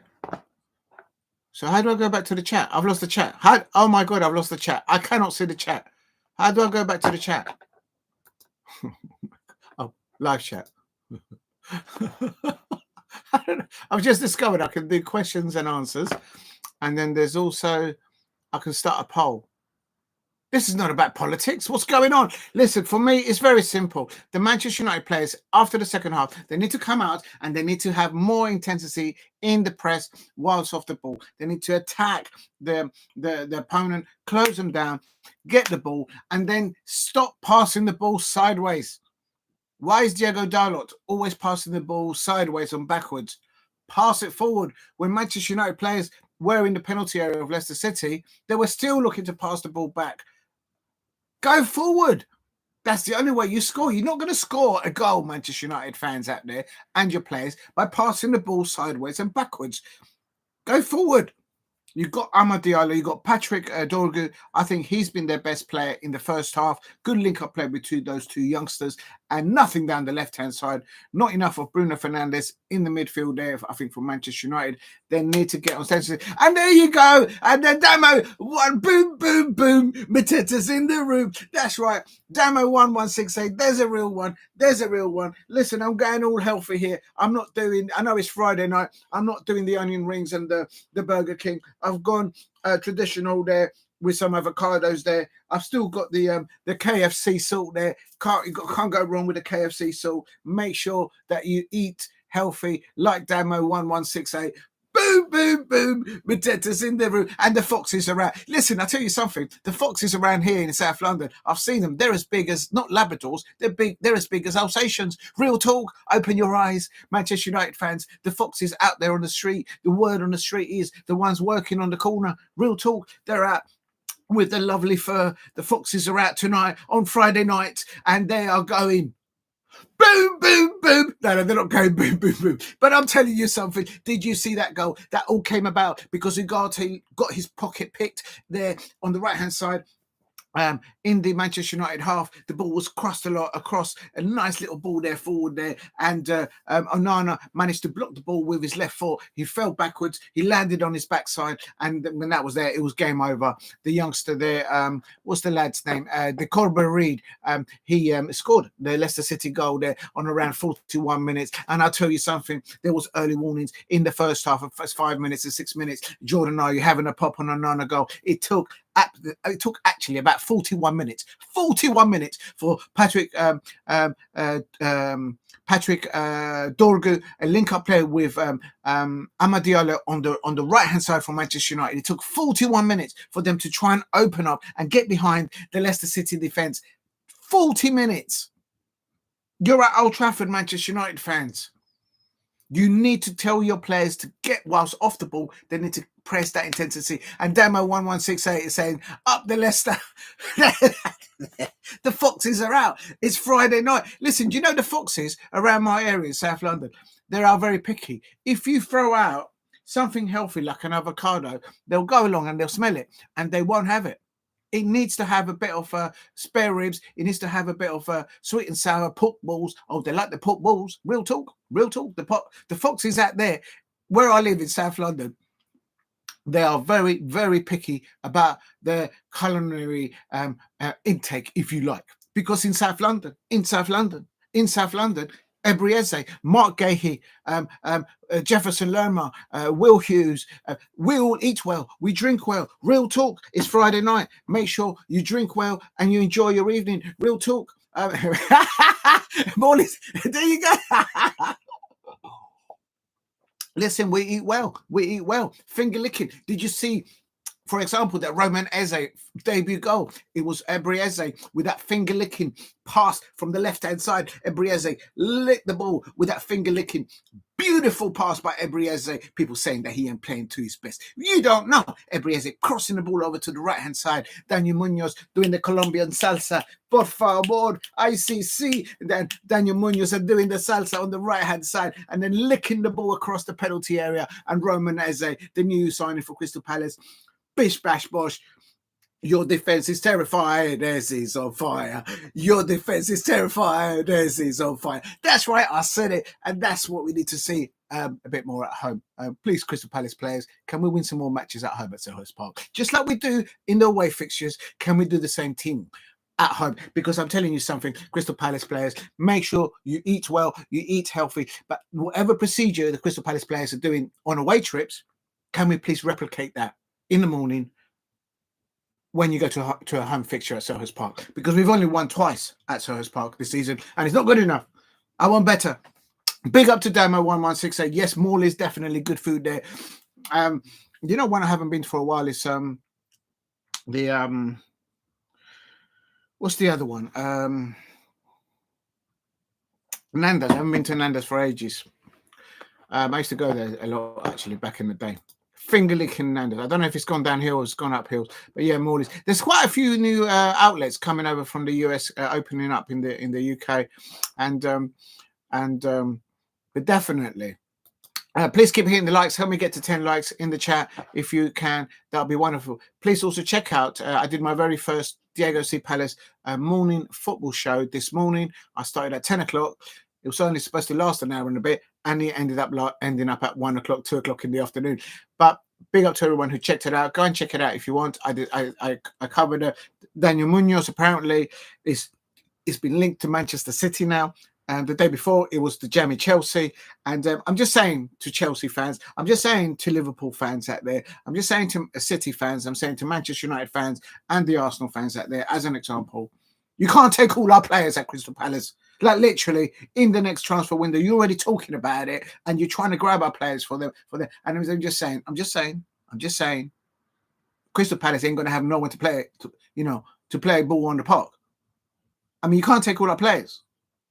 I mean, there might be a lot of money in the bank account for Steve Parish, real talk. Maybe they'll put that through towards the new stadium. Who knows?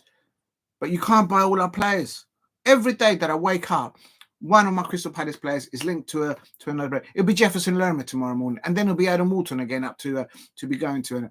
And absolutely. So I've covered that in the morning football show. I also covered the reaction to both of the semi-finals of when Eddie Howe took apart Mikel Arteta's so-called process of 5 years being in charge at Arsenal, over 850 million net spend on transfers, and he still hasn't won anything with his players.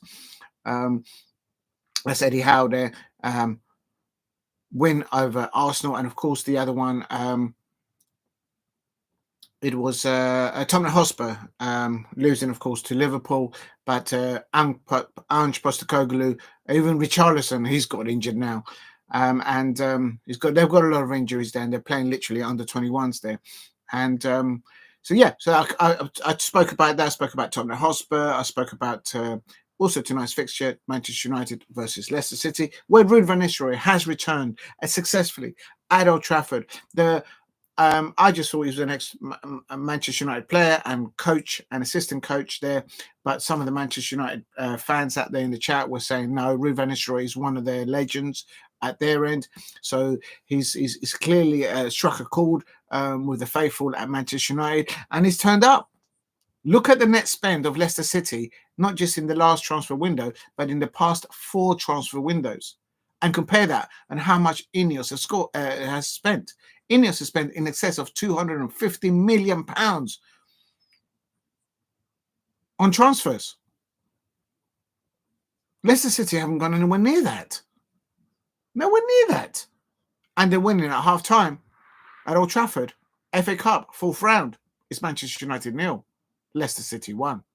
There's not enough intensity whilst off the ball from the Manchester United players. It's like they're waiting for Leicester City to give them the ball. And they might have that. They had a few occasions where Leicester City did do unforced errors. But you're not going to win a match like that, especially because the opposition has a manager and a coach with the experience of Ruud van Nistelrooij. He learned his trade as a player at PSV. He learned his trade as a player growing up and playing in the marshes in the Netherlands. And he's taken that to all the professional football clubs where he's been as a player, and he's done bits. One being Manchester United. And now he's a coach and a manager, and he's trying to install that, not just with the youngsters at Leicester City. Ruben van Nistelrooij is trying to introduce that to established players and getting them all to gel and to be effective. It's a clean sheet at the moment at Old Trafford, and his side, Leicester City, are winning 1-0. My prediction for this is Manchester United 1, Leicester City 1, and then straight into penalties. I don't know what anyone thinks out there. My question in the poll, so I'm not sure how you can see that or not. But my question is, who should Manchester United bring on at half-time? My answer to that is they should bring on... they should take off Ugarte and bring on... what's his name? Toby Collyer. So bring on Collyer as they did against Fulham. So bring off Ugarte. So change that. So that that midfield pivot, replace Ugarte, in my opinion, with Toby Collyer. I would also say replace Diogo Dalot, because he's just kept passing the ball backwards. And then the players are coming back out. And for the second half, I will replace Diogo Dalot, and I would put on Garnacho and put Mainoo where Diogo Dalot is playing, and put Garnacho where Mainoo is playing right now. There's the Leicester City players in the tunnel, and the Manchester United players now making their way out. So that's the two substitutions that I will bring on. I will bring on Garnacho and Collyer. Yeah, Garnacho is coming on. Do you see? I can actually dictate and think how Ruben Amorim is thinking. If I can do it, the opposition manager, professionals in the game, they'll be doing it. Garnacho is coming on. He's just doing his shoelaces. Why is he doing his shoelaces right at the last minute? Why didn't he do that in the changing room? Were they like on the PlayStation, or was he down at a tattoo parlor? What is going on? How do I get rid of this? Oh, I can close that. Here we go. Please keep hitting the likes and subscribe at Diego C. Palace. There's Ruud van Nistelrooij coming out, and at Manchester United. If he wins tonight, I guarantee you, if Ruud van Nistelrooij wins tonight, with a clean sheet as well, at Old Trafford, if Manchester United were to do a madness, they're taking off the new signing, Patrick Dorgu. Now, I don't agree with that. Well, who am I to tell Ruben Amorim what he should do with his players? Garnacho plays on the left. Patrick Dorgu, he plays on the right-hand side. So how is that happening? Are you telling me that Garnacho is going to play on the right-hand side now? I mean, there's Tinkerbell and there's Tinkerbell, but anyway, there doesn't seem to be substitutions at half-time for Leicester City. I'm just going to refresh it. Please hit a like and subscribe at Diego C. Palace. Oh, what's going on here? Oh, Lord. And Leicester City are going to get us undergoing in the second half. They're about to kick off. Garnacho's come on for Patrick Dorgu, and have they switched positions? No, yeah, Garnacho is playing on the right-hand side. I thought he could only play on the left-hand side. What do I know? Steve RC says still 0-0 at Hibs. Manchester United back on good timing, just kicking off. John Hayes is at the Hibs game I played. He played for both Aya and Hibs. Oh, so they've got a player that has been to both clubs. Please hit a like and subscribe. Help me get to 10 likes if you can in the chat. And if you're new, please subscribe at Diego C. Palace. Thank you very much for the support, everyone out there. Real talk. Make sure that you eat and you drink whilst you watch your football. Make sure that you chew and you swallow appropriately. Be safe out there. Always. Manchester United 0, Leicester City 1. We're on 41 minutes. Please hit a like and subscribe at Diego C. Palace. Here is Yoro on the ball on the left-hand side. And here is and Hojlund, Rasmus Hojlund, lovely turn by Rasmus Hojlund. He's driving into the penalty area, and is that cross there? Oh, he couldn't get it through into the number 9 position there. But brilliant run there by Rasmus Hojlund there, and good defending by Leicester City there. There you go. So Good start from Manchester United there, but then also good defending there by Leicester City. Please hit a like and subscribe at Diego C. Palace. Help me get to 10 likes in the chat. If you could, Diallo on the right-hand side there, crossing it into Harry Maguire. Harry Maguire. And then now on the left-hand side, now to Yoro. Yoro then out to, I think that's Garnacho. I knew Garnacho will play on the left-hand side. So who's gone over to the right-hand side now for Manchester United? You could hear the away fans of Leicester City fans. The Foxes are out. Real talk, the Foxes around here in South London, they're as big as Labradors. Not Labradors, Alsatians. They're massive. They're like wolf pack. They're like wolves. Real talk. Real talk. They eat well here in South London, the Foxes. And they're very picky. If he hasn't got sweet and sour sauce, if he hasn't got barbecue sauce, he hasn't got a bit of bone and a bit of meat on the bone, they won't take it. They won't eat any of this healthy stuff. The Foxes around here, real talk. They're very picky. They love their Burger King onion rings, though. Real talk. Please hit a like and subscribe. This is Leicester City. Now, all Jordan, are you nicking the ball there in the middle of the Manchester United half? And Diallo, oh, he's been fouled. Oh, Diallo, he's been chopped up there. They've just stood on his ankle. Oh, that's going to hurt. Oh, I felt that. Ouch. That should be a yellow card. He's nowhere near the ball. Oh, no, it's just a kick. And it's just a kick. It wasn't actually, he didn't step on him. But still no yellow cards from this referee on the Leicester City players. So the Manchester United fans are going to get ticked off in a minute if they keep getting fouled. A big up to Steve. Yes, thank you very much for the 6 likes. And to get anything near 5 likes is amazing for me. So thank you very much, everyone out there. And please hit subscribe at Diego C. Palace if you are new. And don't forget to check out, this morning I did my very first morning football show started at 10 o'clock today. And I discussed 3 issues, the transfers linking Crystal Palace players to City, to Chelsea, etc. I also discussed the 2 semi-finals in the League Cup and the ramifications for that. And I've also mentioned the FA Cup predictions, including this one tonight, where Ruud van Nistelrooij has returned to Manchester United. Remember that Ruud van Nistelrooij has not been able, he's only signed 1 player in the transfer window. If you look at the net spend of Manchester United over the previous 2 transfer windows, they spent over £250 million. Ruud van Nistelrooij and Leicester City haven't spent anywhere near half of that much. And they've got a 15-year-old, a 17-year-old, and a 19-year-old on their bench. This is Leicester City. And they're winning at Old Trafford here on 49 minutes. It is Manchester United 0, Leicester City 1. And this is Dalot. And I would have taken Dalot off and brought on Garnacho for him. But Ruben van Nistelrooij has brought on Garnacho on for Dorgu. And I would also bring on, for Manchester United, I would take off Diogo Dalot. And I would bring on... could Ligt play in that position? I don't know. He's got options there. He's got Ligt, Zirkzee. So please hit a like and subscribe at Diego C. Palace. Help me get to 10 likes if you can. 40 minutes for Manchester United to save the day.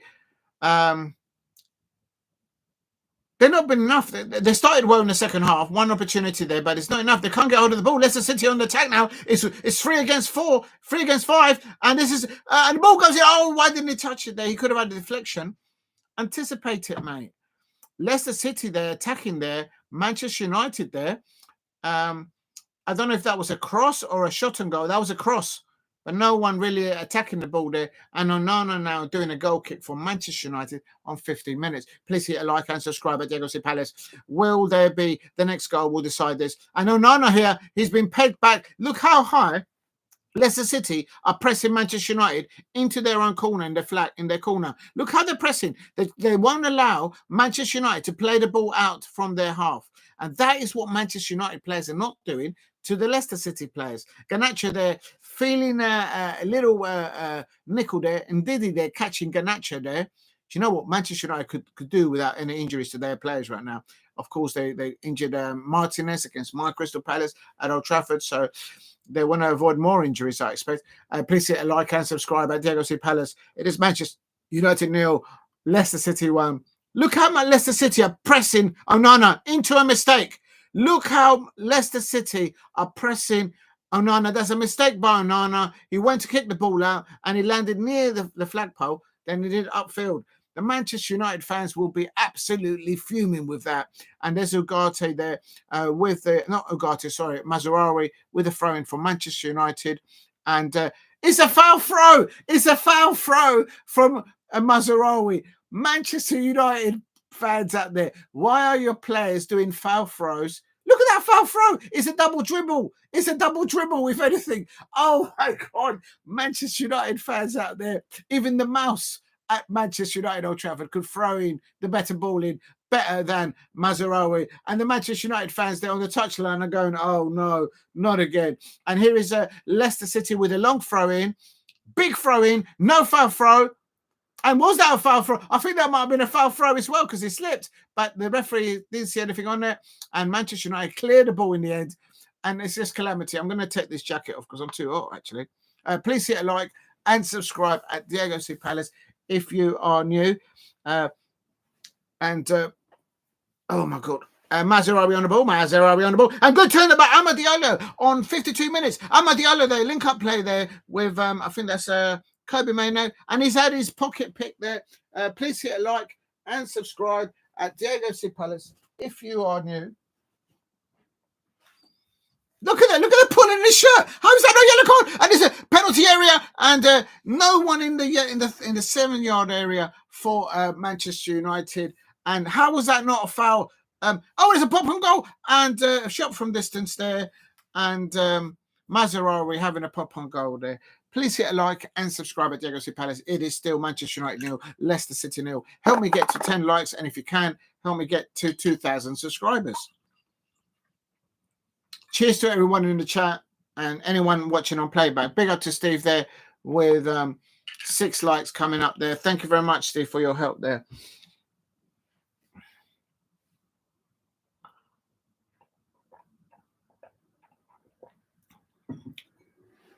I'm going into the avocado again because Manchester United I tell you what, the side most likely to score at the moment is, I would say, is Leicester City. Manchester United are trying to try up the tempo a little bit, but they keep losing the ball in the midfield area. And this is Leicester City now on 53 minutes. Ball in the penalty area, and the ball defended there. Oh, I put too much salt in that. Oh, Lord. I think I'm eating too much salt at the moment. I'm going to have high blood pressure now. Please make sure that you eat and you drink while you watch your football.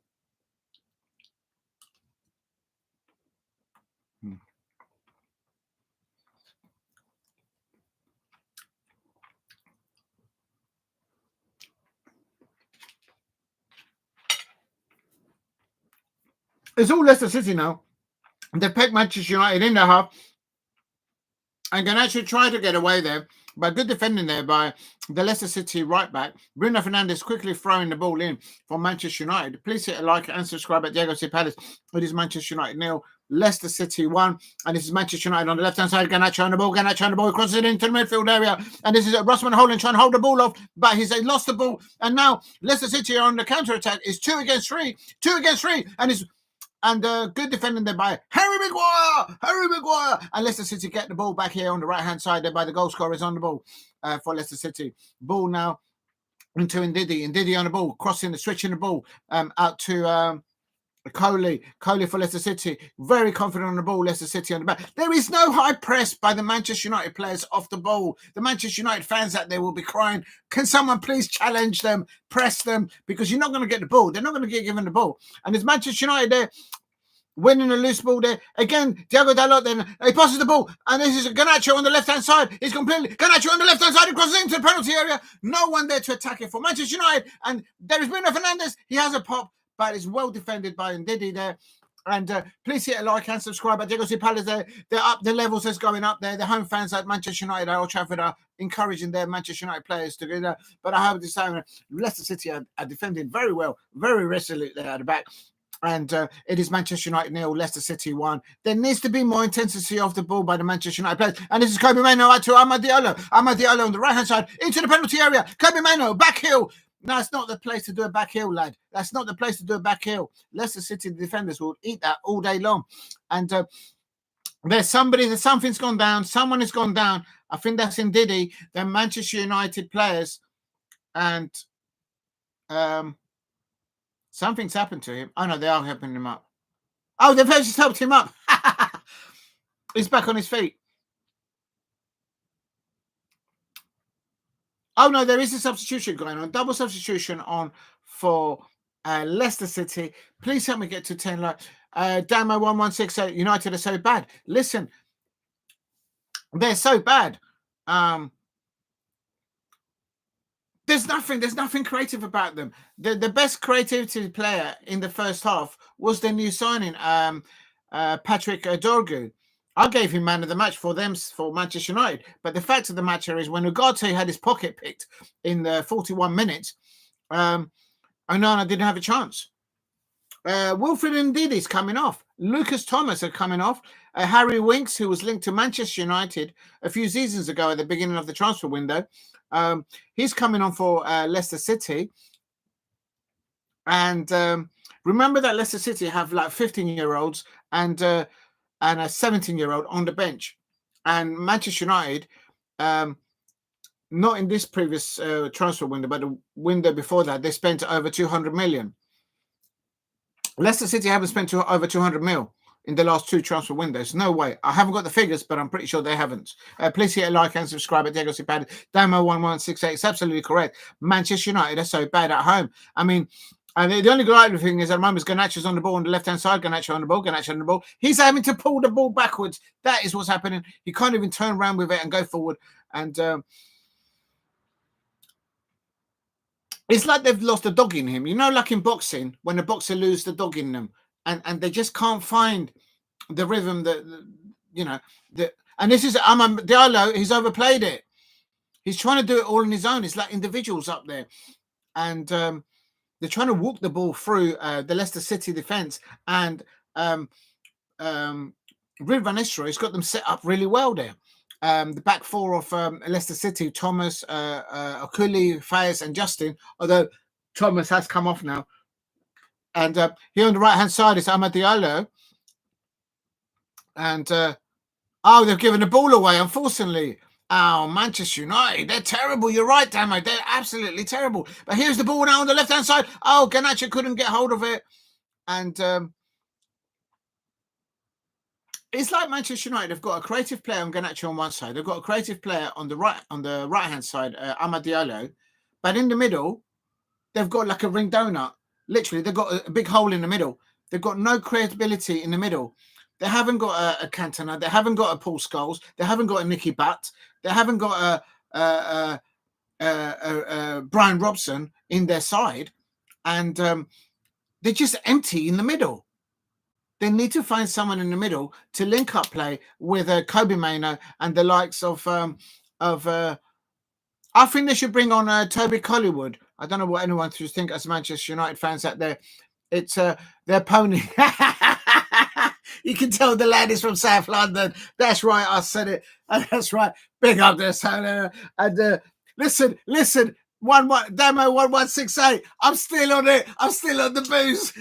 Boom, boom, boom. Mateta's in the room. And I've still got the security tag on the whiskey bottle. Boom, boom, boom. Mateta's in the room. I'm still celebrating a few days later. That's right. Damo 1168. He's probably woken up the day after that. Yeah. It's a single malt. It's a single malt. It's from the Isle of Skye, from Scotland. And do apologies for the security tag on it. I don't have one around my ankle, by the way. Just you know what I mean? Do you know what I mean? Listen, I'm still on the full malt. They're all fine malts. Is that the rum? Listen, boom, boom, boom. I'm still celebrating it. And this is a soft drink. There's no vodka in here. It's not a Bloody Mary. Real talk. You teeth it. No, I didn't. No. What are you talking about? You can't accuse. Listen, South London, it's all love. It was given to me. It was a gift. In South London, there's only love. The only problem is the moment you go off across the River Thames and you go anything north of the Euston Road, anything north of Highbury Fields, up towards the marshes on the right-hand side, they're dodgy. The suspect, Arsenal fans on the other side of the marches, those Tottenham Hotspur fans, real talk. There you go. There you go. That's where the security tags are. Real talk. No, you can't accuse. You can't accuse. You can't prove anything. You can't prove anything. And I've got I'm saying you can't prove anything. And I've got the security tag on there. Absolute scenes. No, man. Do you know what I mean? Do you know what I mean? Do you remember Leonard Henry back in the day? Do you know what I mean? Wicked. That's how it is. Crystal Palace is not just all South London. It's all London. London is red and blue. I heard that Daniel Munoz might be going to Manchester City this morning when I woke up. It's absolutely ridiculous. And this is Leicester City now. They look more likely to score. This is Jordan Ayew with the jollof rice from Guyana. Lovely seasoning. I recommend people out there to try the jollof rice from Guyana. There is other jollof rice out there from other countries in Africa. Do try them. They're also wonderful. But I'm just saying the one from Guyana is very tasty, very nice, very juicy, very nice indeed. Let's Jordan Ayew with a ball.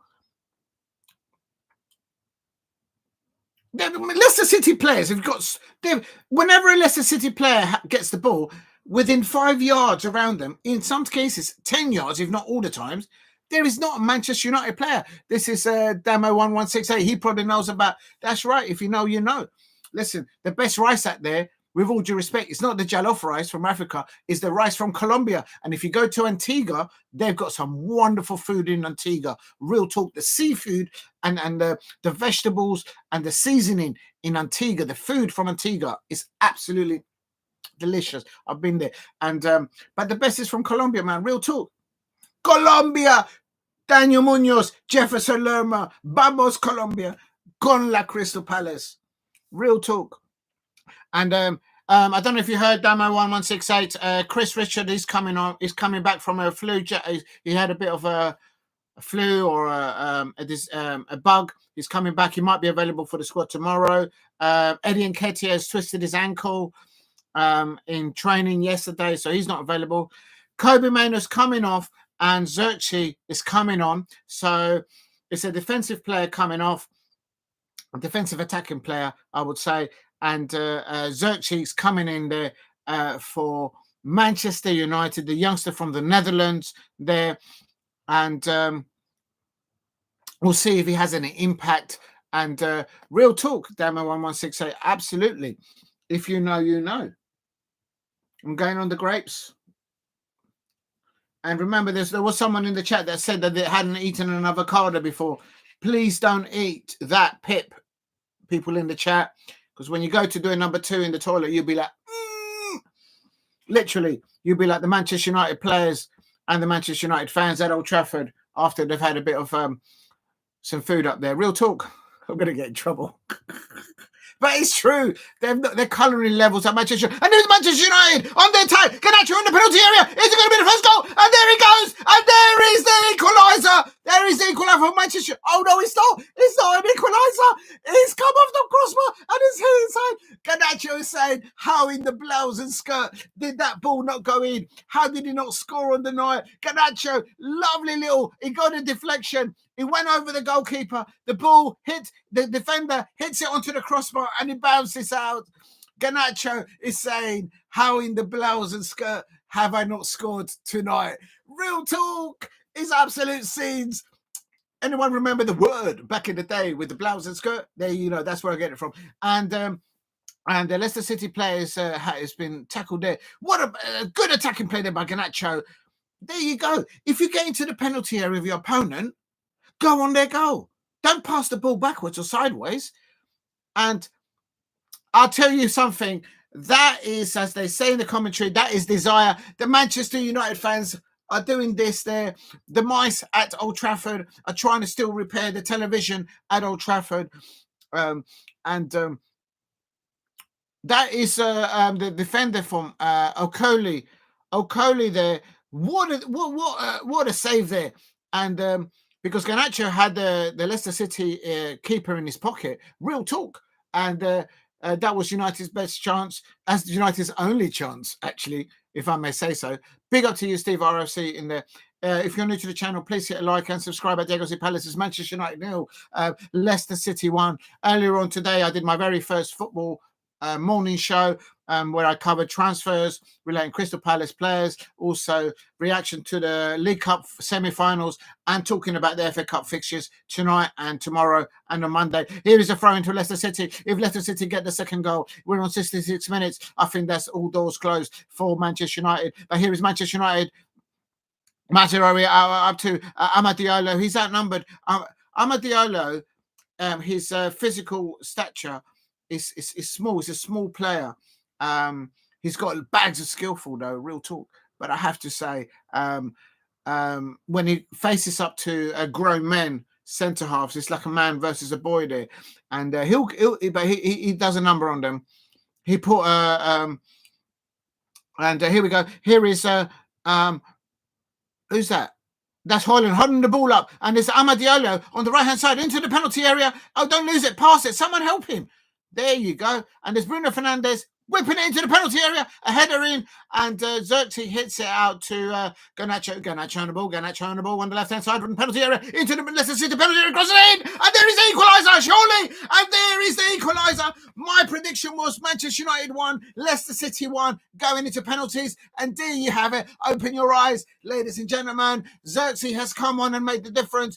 Garnacho on the left-hand side, whipping the ball on the left-hand side, and what did I tell you? The prediction was Manchester United 1, Manchester United 1, Leicester City 1, and I have to say,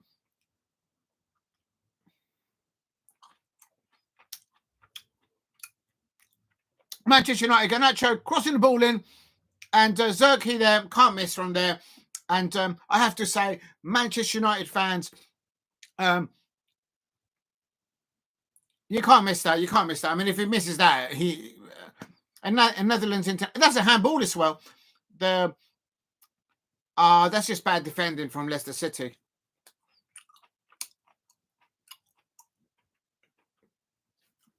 I told you it'd be 1-1 and then penalties. Does anyone know in the chat, does it go into extra time or does it go into penalties?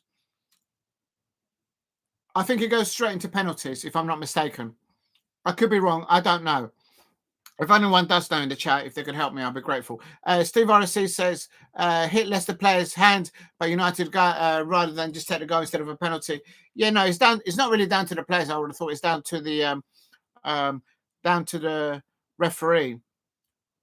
I don't think the players decide anything in this match. It has to be done by the referee, especially as there's no VAR. Cheers to everyone. I predicted 1-1 and then penalties. Big up to is this straight into penalties? That's what I'm asking, Damo1168. You're asking me, I'm asking you.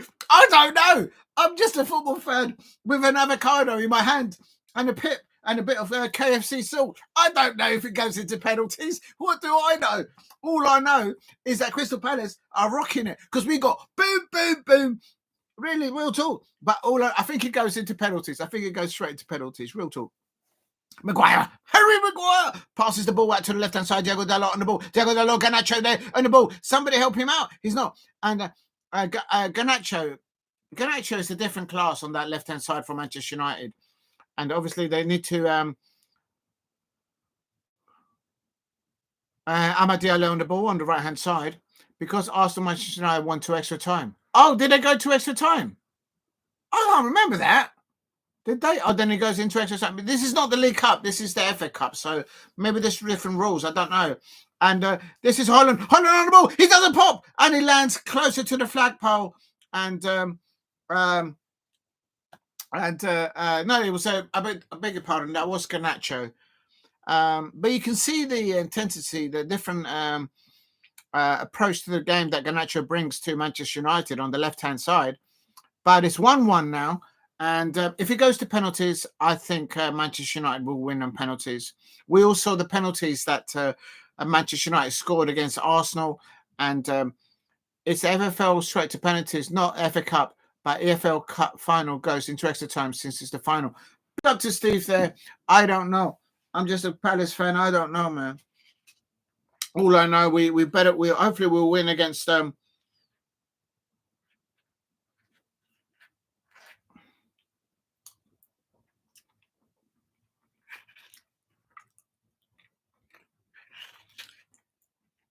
Please hit a like and subscribe at Diego C. Palace.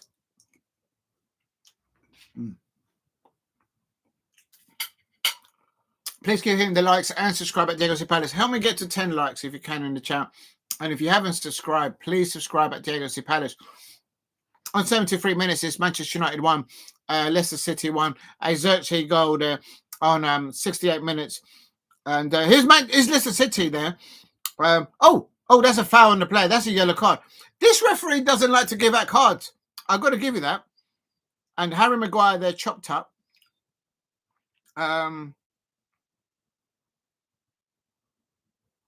Yeah, no, he didn't step on him. He just collided.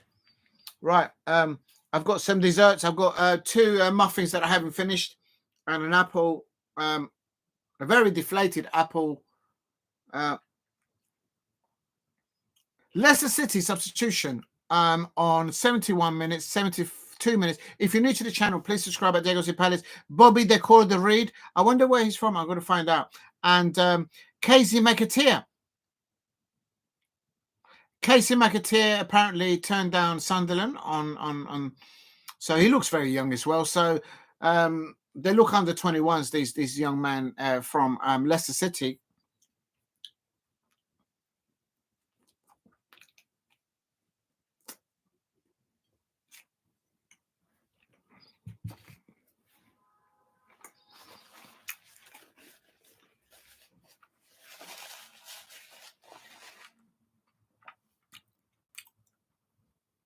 Now, as the game is settled where it is now, 1-1 on 72 minutes, with 20 or just under 20 minutes to go,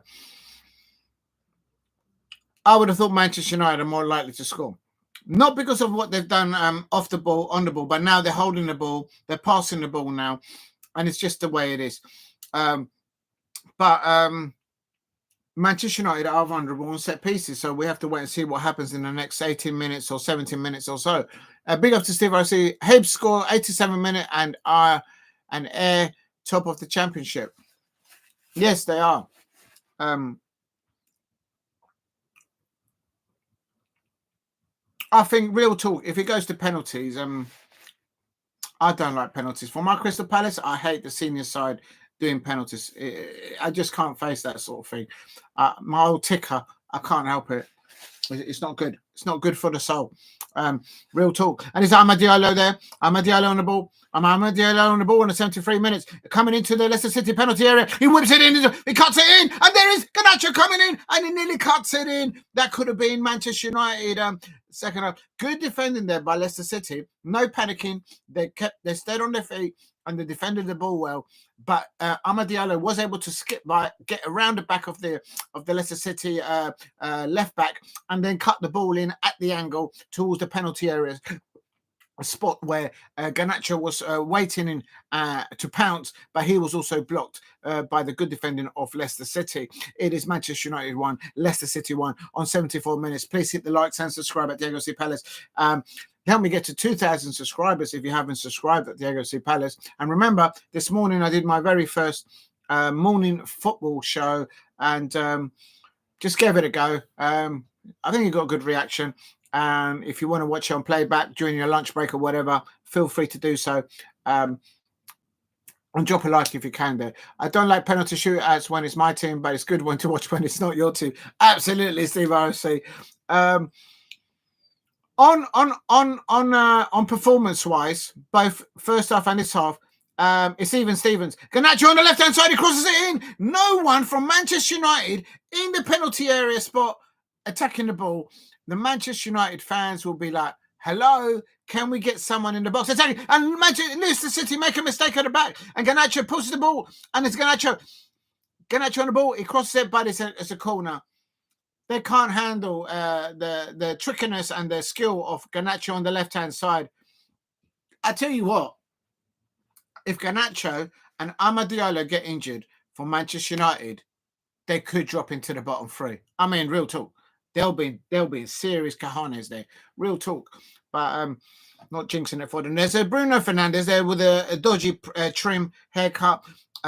Doing the corner on 75 minutes. If you're new to the channel, please subscribe at Diego C. Palace's Manchester United 1, Leicester City 1.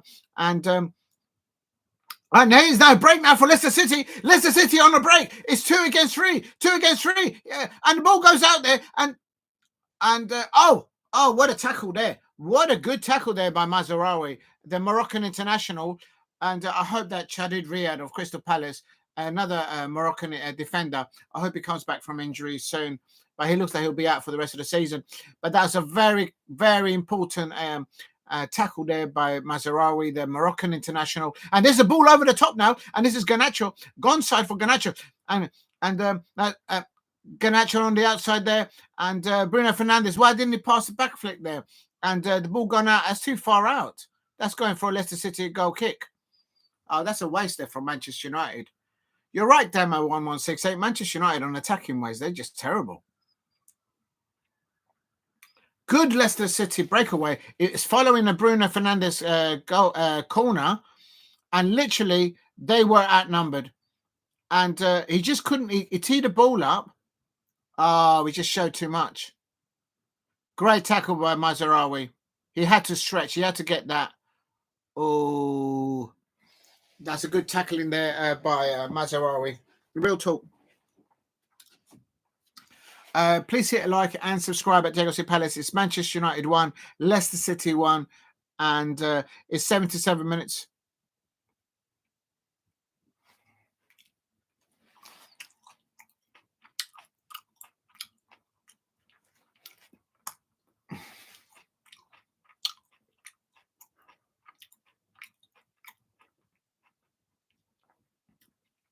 Please hit a like and subscribe at Diego Palace.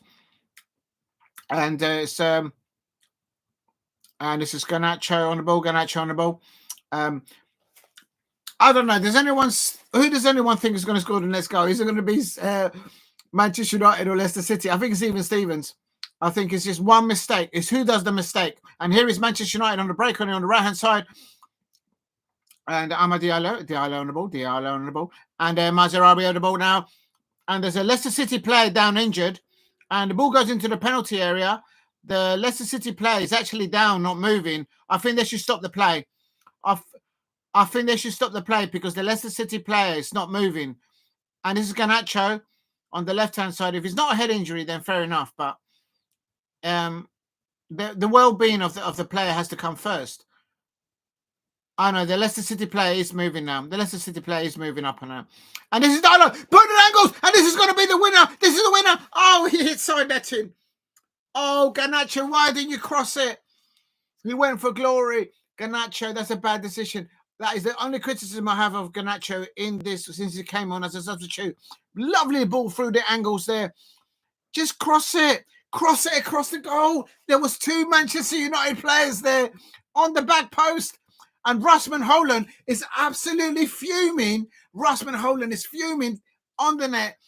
Why didn't Garnacho cross the ball there? He had Hojlund. He had 2 people onside. All he had to do is just dink the ball across. Oh. That's Daka. I think Daka injured his leg there. Yeah, Daka hurt his leg there. Please hit a like and subscribe at Diego Palace while Daka, I think, receives treatment there. Help me get to 2,000 subscribers in the chat. And if you can, please hit a like in the channel. Help me get to 10 likes.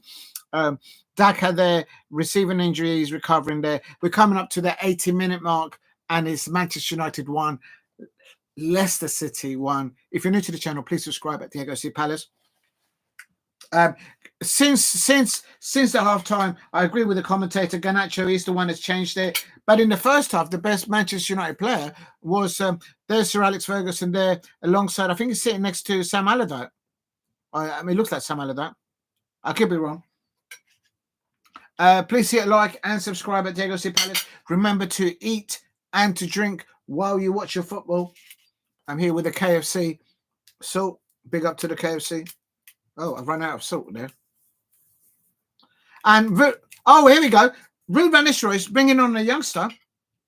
And, I don't want to eat that. Right. A Brighton loanee. Boo! Ruben is bringing on a loan transfer from Brighton. That's Patterson Daka and Fancudo Bonuati coming on. He's a loanee from Brighton. Apparently, he scored in the last round against Queen's Park Rangers, the R's. I think they won 6-2, Leicester City, if I'm not mistaken. Please hit a like and subscribe at Diego City Palace. Remember to eat and to drink while you watch your football, but just make sure you chew and swallow appropriately and safely. If you know, you know. Listen, Manchester United won, Leicester City won on 81 minutes. Who's going to score the golden goal? Who's going to score in the last 9 or 8 minutes of normal time and extra time? And then, of course, it goes into penalties. Oh, Yoro going over the defender there.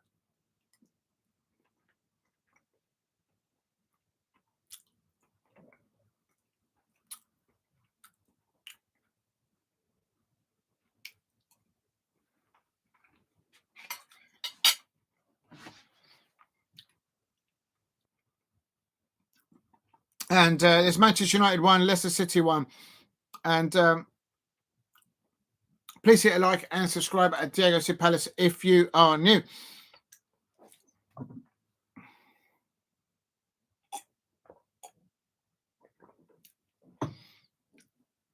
Who's going to score the winning goal? Is it going to be normal time or is it going to go into penalties? What does the chat want? Do you want penalties or do you want... I think Steve RFC, he said he wants penalties because he's an outsider. When is your team? You don't want it to be penalties, but when you're neutral like me, I want to see penalties and see the drama and the frustration. I think if it goes to penalties, I think Manchester United will win on penalties. And they've got more experienced players on the pitch. And they've got a lot of youngsters in Leicester City, and they're going to be taking penalties. I don't want this game to end. Steve RFC, it's going to end in 8 minutes, whether you like it or not. And Damo1168 is going for pens. He wants a full a la carte filling of this football match. Damo1168 is absolutely right. Let's get to penalties. But we've probably just jinxed it, the both of us. Real talk. But my prediction was 1-1 penalties. And Ugarte there. See, Ugarte jumps with 2 feet. This is what pisses me off. When Daichi Kamada was defending at Selhurst Park, and who was it? Was it Martinez? I think it was Martinez. He jumped with 2 feet on Dikachi, and they didn't send off the Manchester United player.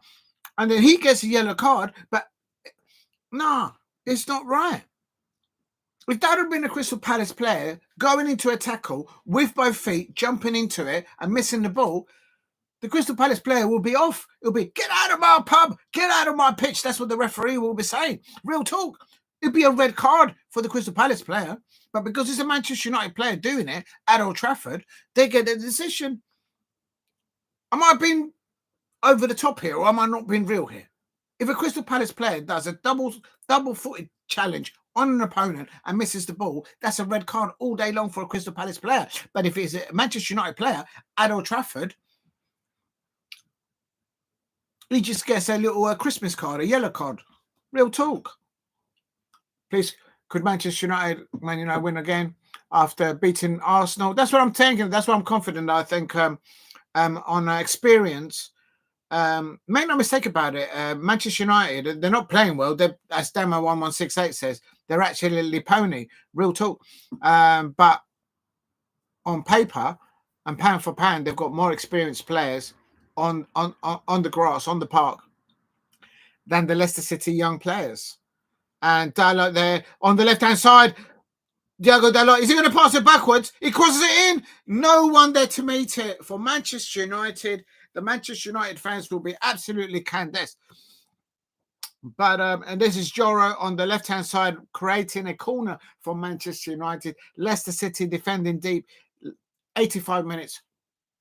Damo1168. Real talk. Absolutely. Look into my eye.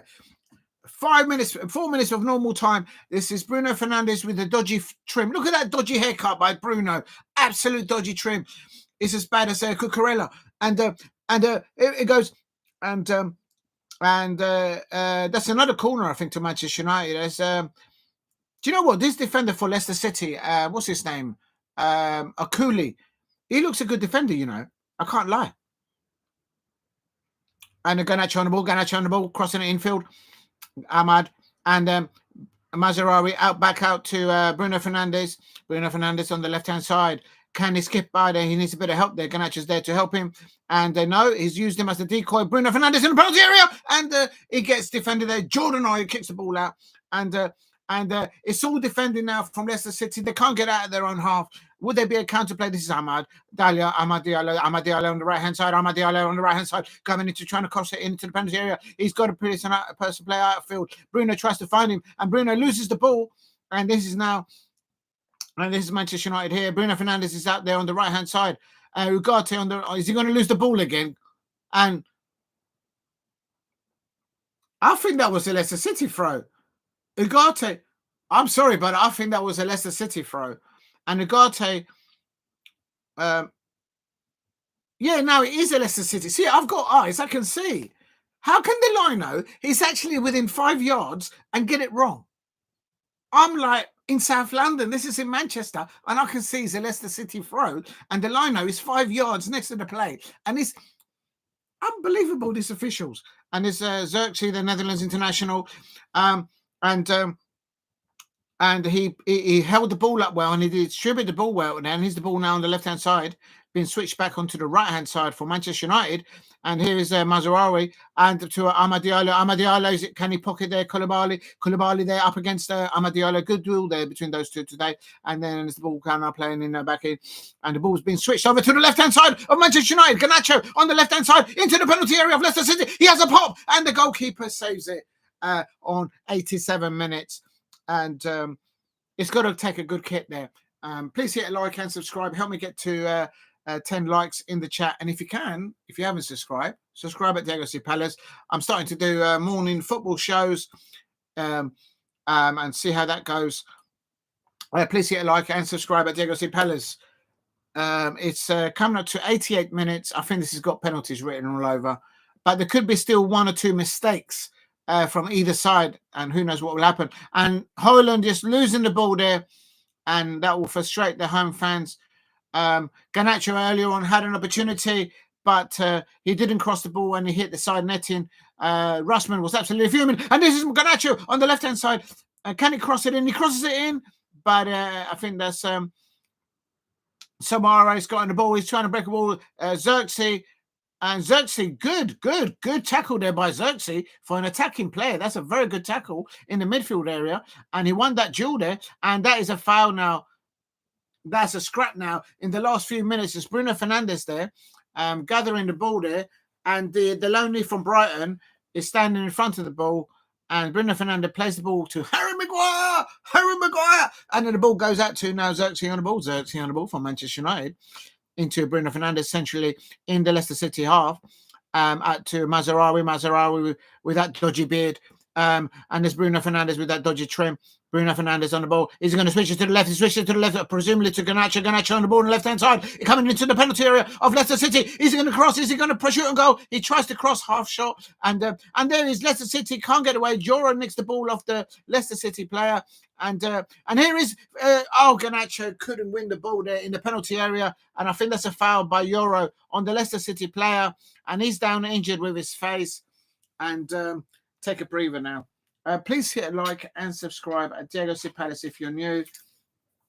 And Ruud van Nistelrooij is absolutely doing scenes there on his touchline. Remember to eat and to drink while you watch your football. Real talk, Demo 1168 says there. Real talk. Remember to eat and drink and enjoy your football. Just make sure that you chew and swallow safely. If you know, you know.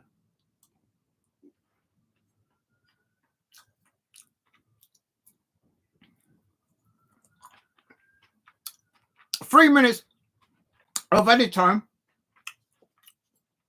McAteer on the ball.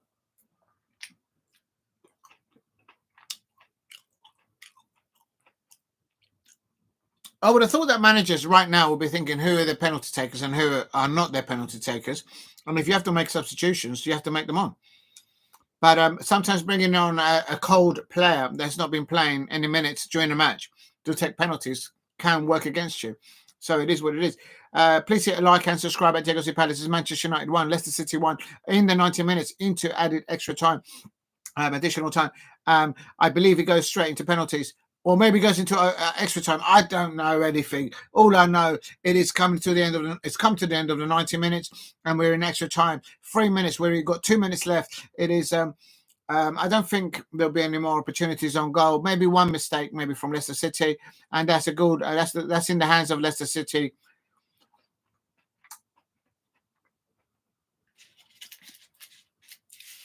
I agree with Damo1168 when he said earlier on, Manchester United are absolute pants at the moment. In their attacking form right now, they're absolutely... This is Leicester City with 15-year-old, 17-year-old and a 19-year-old in their bench. And real talk, they... I mean, Ineos has spent over £250 million in the last two transfer windows. Leicester City have never spent anywhere near that.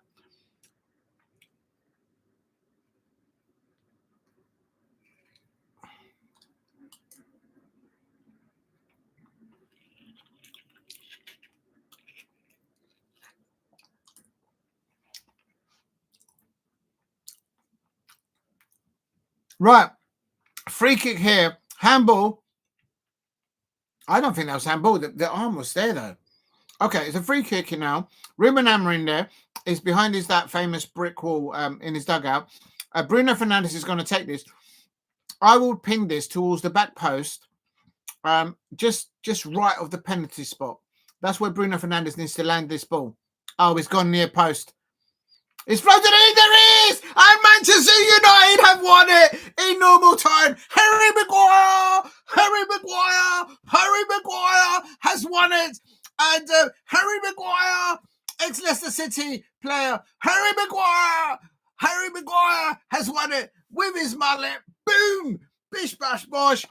And I told you, anything can happen in here. I said float the ball into the penalty spot area. And that's what Harry Maguire, but gets his mullet there. He saves Ruben Amorim's bacon. And do they deserve it? I don't think so. I think Leicester City deserve to go to penalties. The cruelty of the FA Cup. This is worse than penalties, I think. I think it'll be... Oh, he's offside. He's offside. He doesn't count. It doesn't count. He's offside. He's offside, though.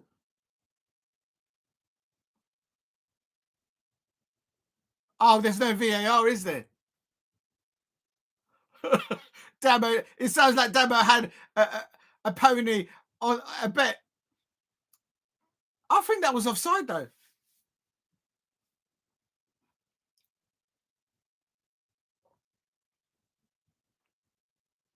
They've absolutely nicked it. Damo1168, they've absolutely nicked it.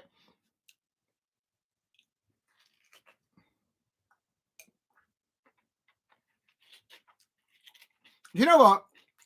I think that's actually worse to lose than on penalties.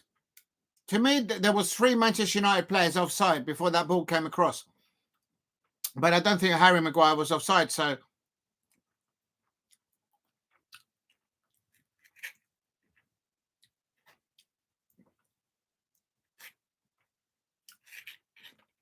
I don't understand why they don't have VAR.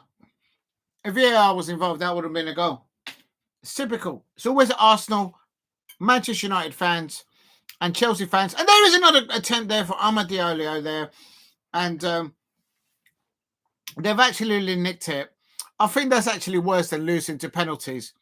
Ugarte's off and Casemiro's come on for Manchester United. Please help me get to 10 likes if you're new to the channel. And Harry Maguire, ex-Leicester City player who won the Premier League with them. And Alexandro Garnacho is made man of the match, even though he came on as a substitute. And I suppose you wouldn't agree with it. Not very pretty there from Manchester United. Absolutely embarrassed. Absolutely reminds me of Everton when they stayed up. Absolutely. But you know how the Manchester United fans are. They'll be celebrating it like they've won the World Cup. They've actually nicked it. They nicked it. There was 3 Manchester United players offside there when they ran on. Yeah, that's it. It's an absolute shock. There's no shame. Jordan Ayew there with Ruud van Nistelrooij there at the end of the match. If you're new to the channel, please subscribe at Zirkzee Palace. An absolute steal there in the last minute of normal time, or actually in extra time, and it has ended Manchester United 2, Leicester City 1. And I have to say there was 3 match. I need to see a replay of that second goal, because for me, I counted not 1, not 2, but 3 Manchester United players clearly offside. I'm in South London and I can see it. How can the liner not see that? It's not difficult to run the line. Unbelievable, these officials. The only thing I can think of is that the liner didn't see Harry Maguire offside, but he saw 3 other players. But they would have been interfering with play. I just don't get these rules anyway. What's the point of having offside if something like that can blatantly be seen? Absolutely shocking. Manchester United players there, Manchester United fans have stolen that. I think we jinxed it. Yeah, big up to Damo1168. Thank you for dropping in. Have a good one and stay safe there. And boom, boom, boom. Palace will be ready on Doncaster. Remember that Eddie Nketiah twisted his ankle on training, and we're waiting for Richards to come back from the illness that he picked up during the week. So hopefully he'll be available for Oliver Glasner. Big up to Damo1168. Stay safe out there. And unbelievable. I need to see a replay of that, and I want to hear what the commentators say about that second goal for Manchester United. Because for me, as a neutral, that was offside by not 1, not 2, but 3 Manchester United players as that ball was floated in by Bruno Fernandes. Don't get me wrong, it was a very good corner, a very good cross there from that set piece by Bruno Fernandes, even though he has got a dodgy trim at the back. But it is what it is. And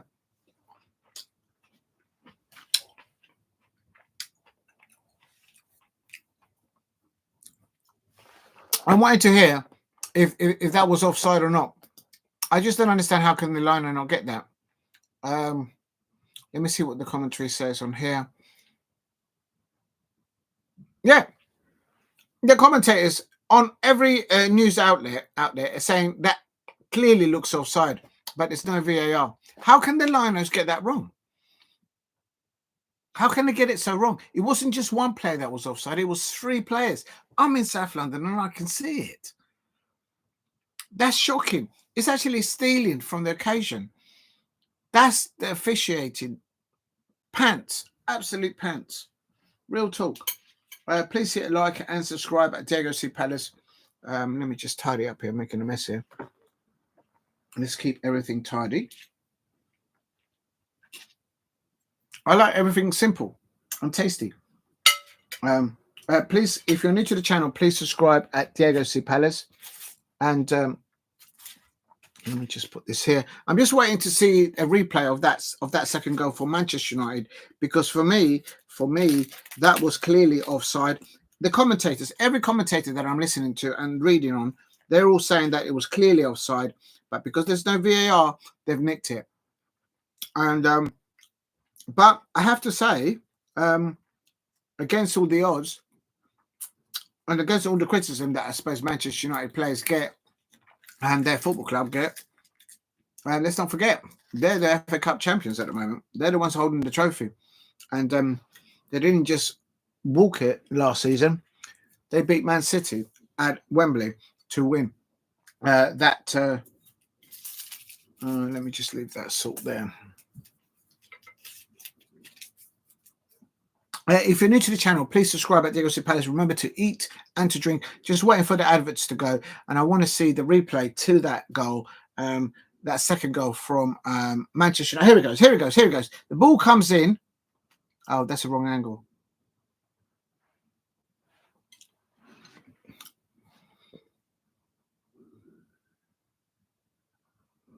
What? That's ridiculous.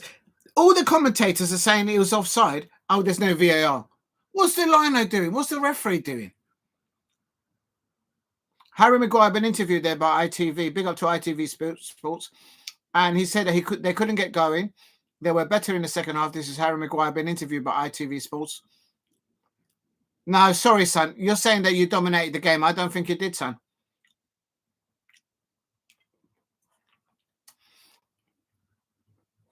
they're asking him, did Alexandro Garnacho change the game for them?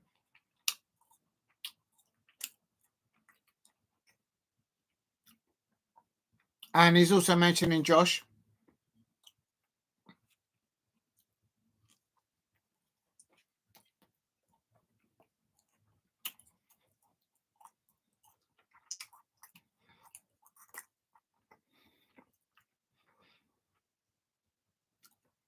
That's a good direct question from ITV Sports. Straight to Maguire. They're saying that first half, it seemed that his Manchester United players, together with Harry Maguire, who's been interviewed live there, that there was no confidence, there was no desire.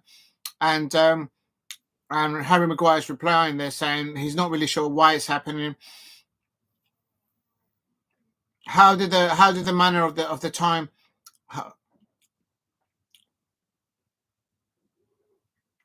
Harry Maguire responds to that question from ITV Sports. What does this competition mean for the Manchester United players? They're taking it seriously, says Harry Maguire.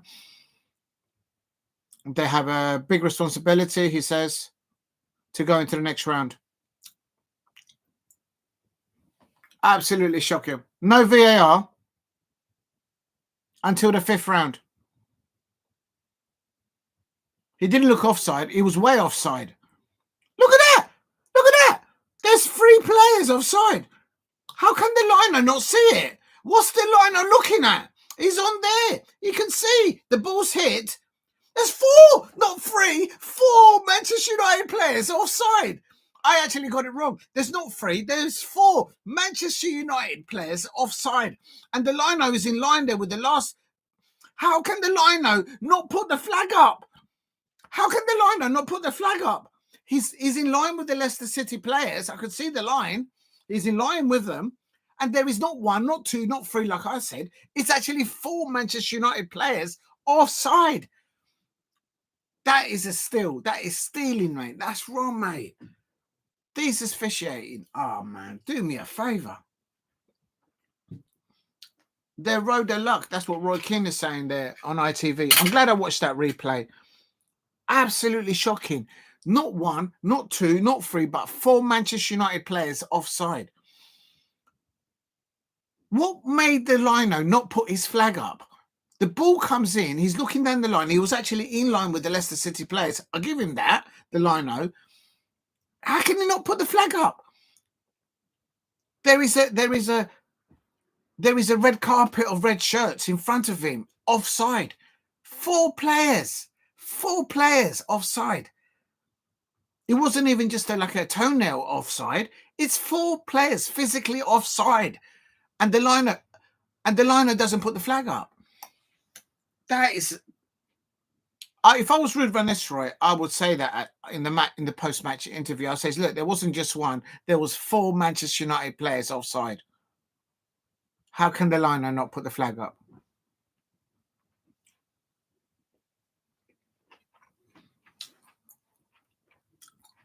They actually rode their luck, Manchester United, and they nicked to win. I mean, it's the same what Arsenal did in the League Cup against my Crystal Palace, where Gabriel Jesus scored an offside. I remember the commentator at the time saying, "That's offside. That's offside." And then the commentator saying, "Is anyone going to do about this? It's offside." That is absolutely shocking. I've never seen a decision. Well, I have seen decisions like that, actually, quite frankly. And it's just absolutely shocking because I have to tell you, I thought it was 3 Manchester United players offside. But when I looked at the replay and they froze it and did the line, the liner was in line with the Leicester City players. But beyond that, there was 4, not 1, not 2, not 3, but 4 Manchester United players offside. Not by a toenail, not by a hairline, but physically 4 players offside. Why didn't the liner put the flag up? That's the job that they're there to do. The moment that the Manchester United player touches the ball, my understanding, the rules of the game is the liner has to put the flag up and say, that's offside. 4 players. The Leicester City fans would feel they've been absolutely robbed there. Manchester United are undefeated in the last 8 games in the FA Cup. The holders are still in the side into the last 16 in 2025. I'll tell you something. The lineman has to see it. This is it. This is a former Manchester United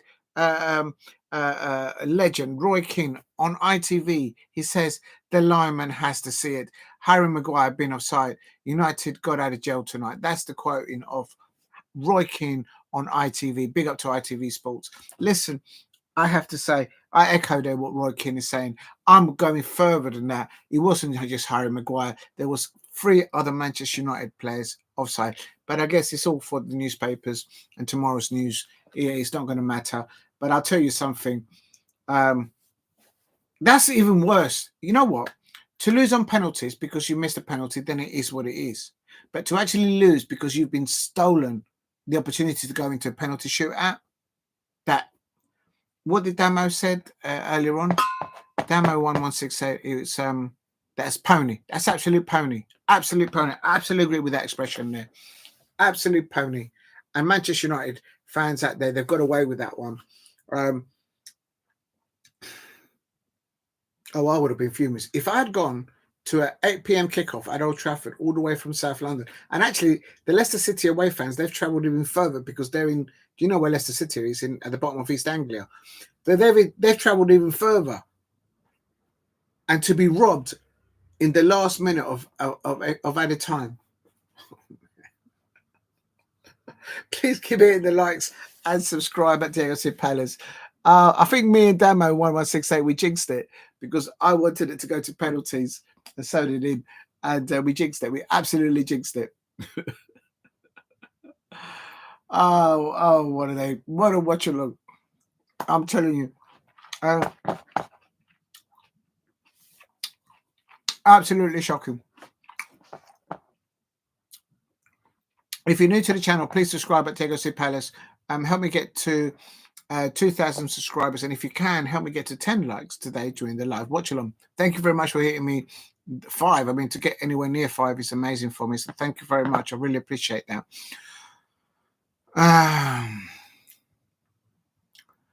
I'm just looking here.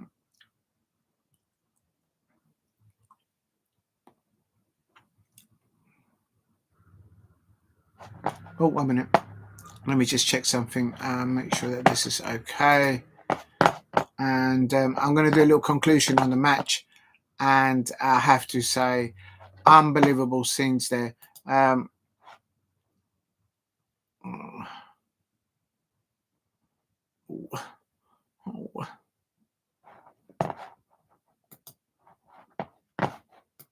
Absolute scenes there. And Ruben Nistelrooij is just waiting to Ruben Nistelrooij, not Ruben, Ruben Amorim is going to do the post-match conference there. I'm getting that live on Beanie Man Sports. Actually, I'm going to stay to that, see what they say. I suppose it doesn't hurt. Make it up to a 3-hour mark. If you're new to the channel, please subscribe at Diego C Palace, and if you can, help me get to 2,000 subscribers. And absolutely shocking. How did Manchester United get that over the line? And it is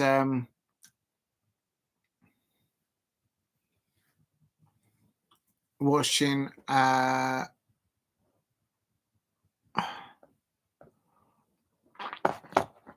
do I get to? Oh, that is it.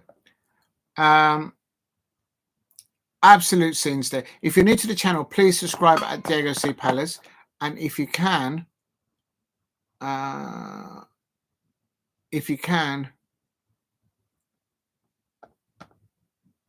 that's interesting.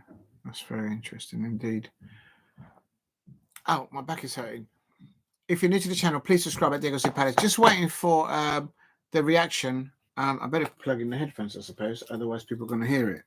Oh, I don't know. Shall I use my phone to listen to it? Yeah, I think I should. So if I put it on here, what's the name of the channel? It's called Beanie Man Sports. They're doing the live match reaction from Ruben Amorim. Ruben, I don't know, what's it called? BEANY. Beanie Man Sports. And there is the live reaction. They're just waiting for let's drop them a like. It doesn't hurt. I'm just going to wait for Ruben Amorim to sit there and have his post-match interview there, and of course Ruud van Nistelrooij also will probably be interviewed as well. Please hit like and subscribe at Diego C Palace if you are new. And I think it's an outrage there, but it is what it is. It's football, I suppose. But I think that's a bit harsh on the Leicester City away fans. I can't deny. Please keep hitting the likes and subscribe at Diego C Palace if you are new. I'm going to go to the toilet, and we're back in a tick.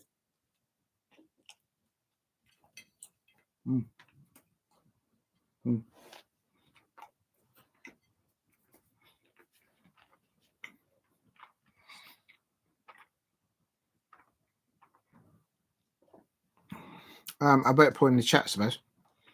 How do I put this? So what I'll put in here is full-time Manchester United 2-1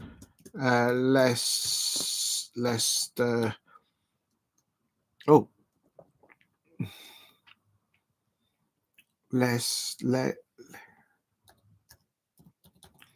Leicester City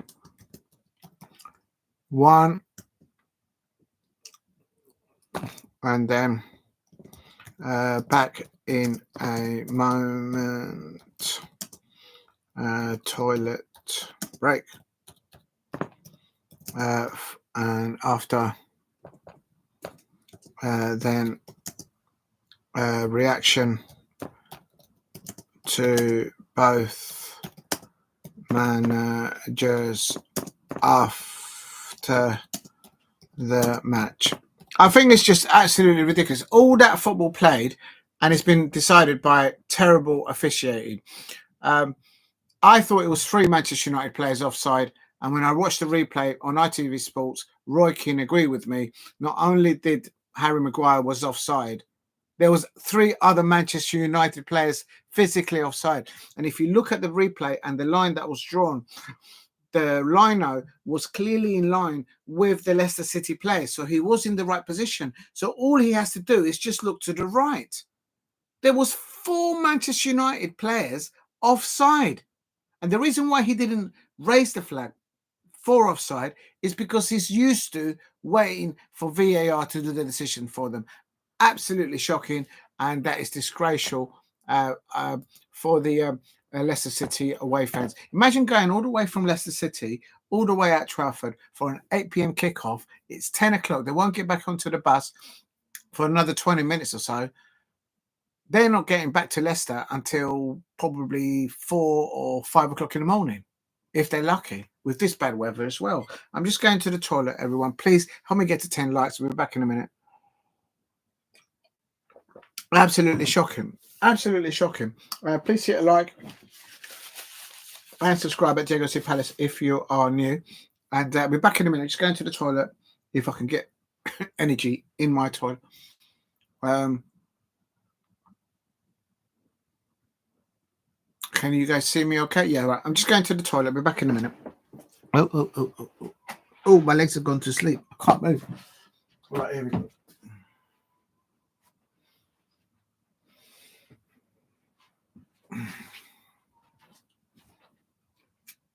Taking a bit of a... Back in a sec.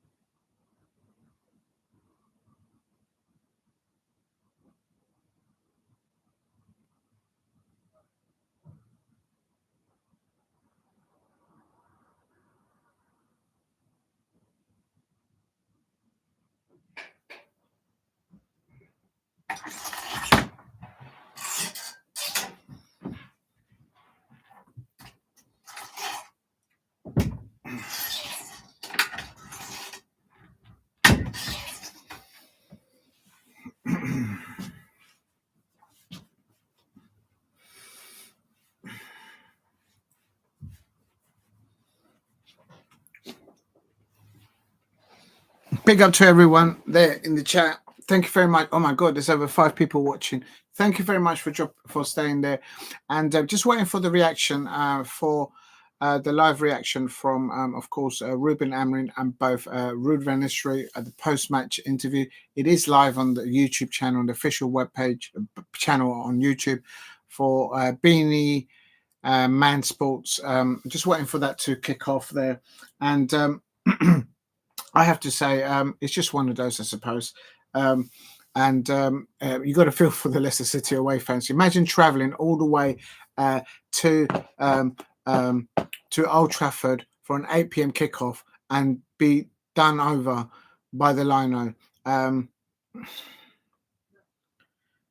We've got to help. We've got to invest into the officiating, the training, and the infrastructure of officials out there, because it is just absolutely shocking. I suppose for Manchester United fans, they'll be happy with that reaction there of their players and getting it over the line. But did they nick a result today? Oh my God, they nicked a result today. Please hit a like and subscribe at Diego C. Palace. It is absolutely shocking there from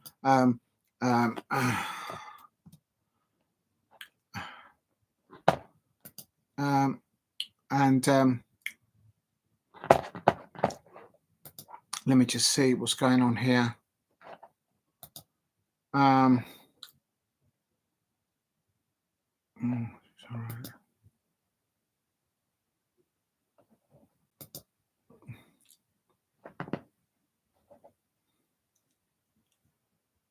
If you're new to the channel, please subscribe at Diego C. Palace. It ended Manchester United 2, Leicester City 1 in the last minutes of added extra time. A good floated free kick from Bruno Fernandes. The quality of the ball was there, no doubt. But oh my God, was it offside? Even Roy King in the ITV Sports studio said that's offside. And the liner's got a call out. But it is apparently in the next round. That's when VAR is introduced, and the officials decided that match. It's sad. It's sad for the game, but it is what it is. And the FA Cup holders are still in the draw, but the Leicester City away fans will feel robbed, I suppose. But it is what it is, and I wanted penalty shoot. I expect the Manchester United fans didn't want a penalty shootout, but it is what it is, and it's just absolutely shocking. Please hit a like and subscribe at Diego C. Palace if you are new, and just waiting for the reaction there from the managers after the match. And while that's going off, what I'm going to try and do here is, if I can get the mouse to work. I'm going to add some more. Let me move this out of the way because that's just going to get in the way. Let me just move that there so I can put my arm down. And just waiting for the managers to take their seat. Cheers to everyone dropping. Oh my God, I've got 7 likes. Thank you very much. I really appreciate that. Please keep hitting the likes. And I think man of the match was given to Alexandro Garnacho. He changed the reason, but I think it's also a very good debut performance for their new signing, Patrick Dorgu, for Manchester United. Here's Ruben Amorim. Ruben Amorim is taking the microphone first, and it's Ruben Amorim taking in questions in from the media after the match, and let's listen into this, see how it goes. If you're new to the channel, please subscribe at Diego C. Palace. If you can, help me get to 10 likes in the chat. And there's Ruben Amorim. He's ready to take the corner. Ruben Amorim ready to take the corner. Ruben Amorim about to take.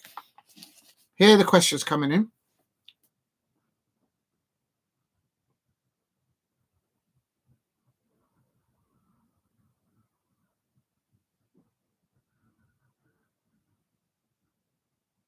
The question to Ruben Amorim is about the type of performance from his players.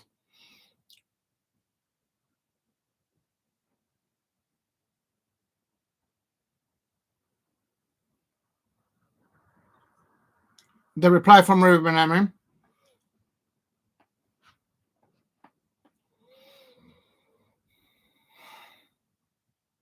Ruben Amorim says that the home fans from Manchester United did help his players, and Ruben Amorim is saying that the spirit, the energy from his players, from the home support, and Ruben Amorim is very honest. He says that his players need to do better.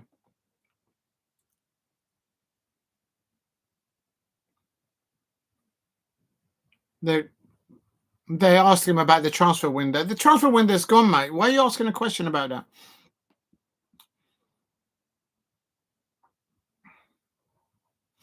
Ruben Amorim is saying that the opponent, of course, Leicester City, were getting tired as the game went towards the end of the match. So fitness levels were a key factor there.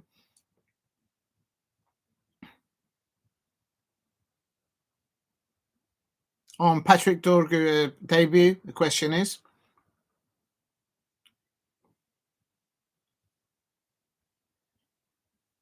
So he's saying that Lecce, Patrick Dorgu, he played on the left, he can play on the right.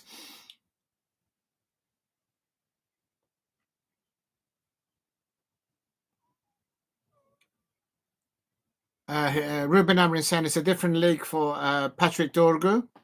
But Ruben Amorim saying that Patrick did very well. He had strength. I think he was man of the match in the first half for Manchester United as a neutral. Their new signing, Patrick Dorgu.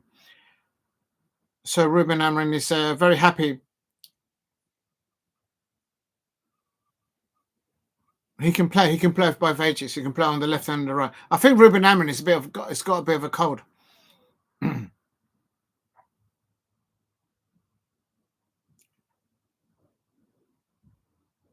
Please hit like and subscribe at Zirkzee Palace. Questions being put to Ruben Amorim.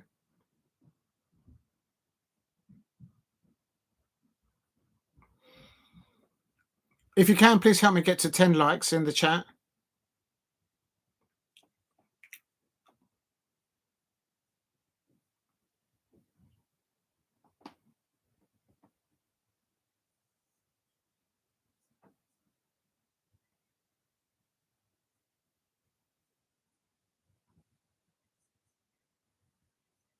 I don't know who he's speaking about.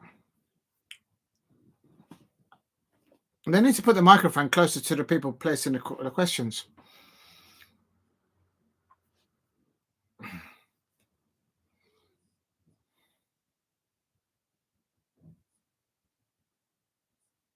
I think he's talking about Rasmus Hojlund. He's saying that his players are not helping the strikers at the moment. A question about Alejandro Garnacho.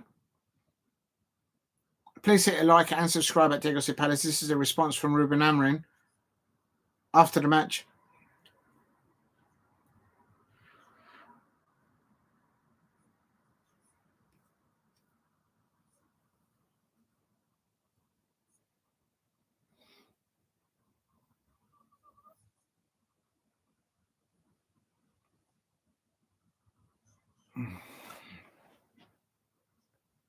He's saying about Garnacho, he trains really well.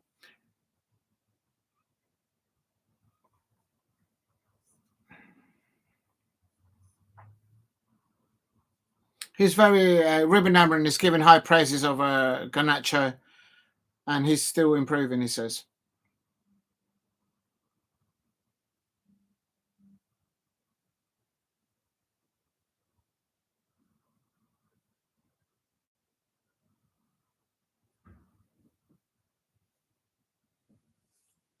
The question was that in the first half, Ruben Amorim was giving a lot of instructions to Ugarte.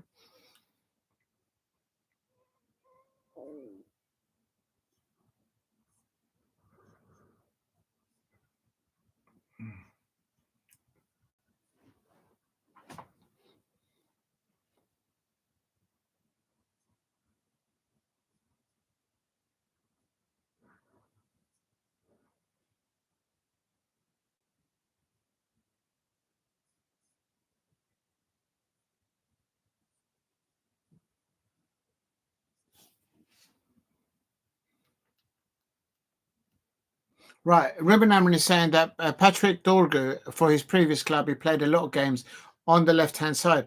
But today, as we all know, he played on the right-hand side. Sometimes you need a left foot on the right-hand side to come in. Yeah, absolutely. Ruben Amorim is talking sense there. So, but he's making it sound and because it is a simple. For professional football players, it should be a walk in the park for them. But I think as an outsider looking at to Manchester United, Patrick Dorgu did really well today for the minutes that he was on the pitch.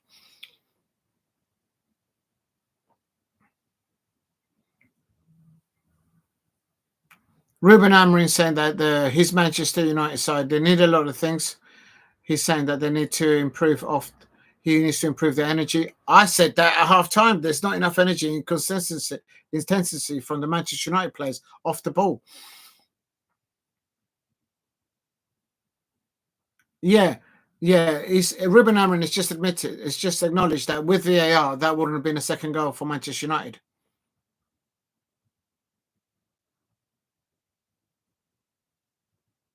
So he's saying that he deserves a little bit of luck. That's the end of the Ruben Amorim questions, and he ended that sometimes you do. So he's humble enough.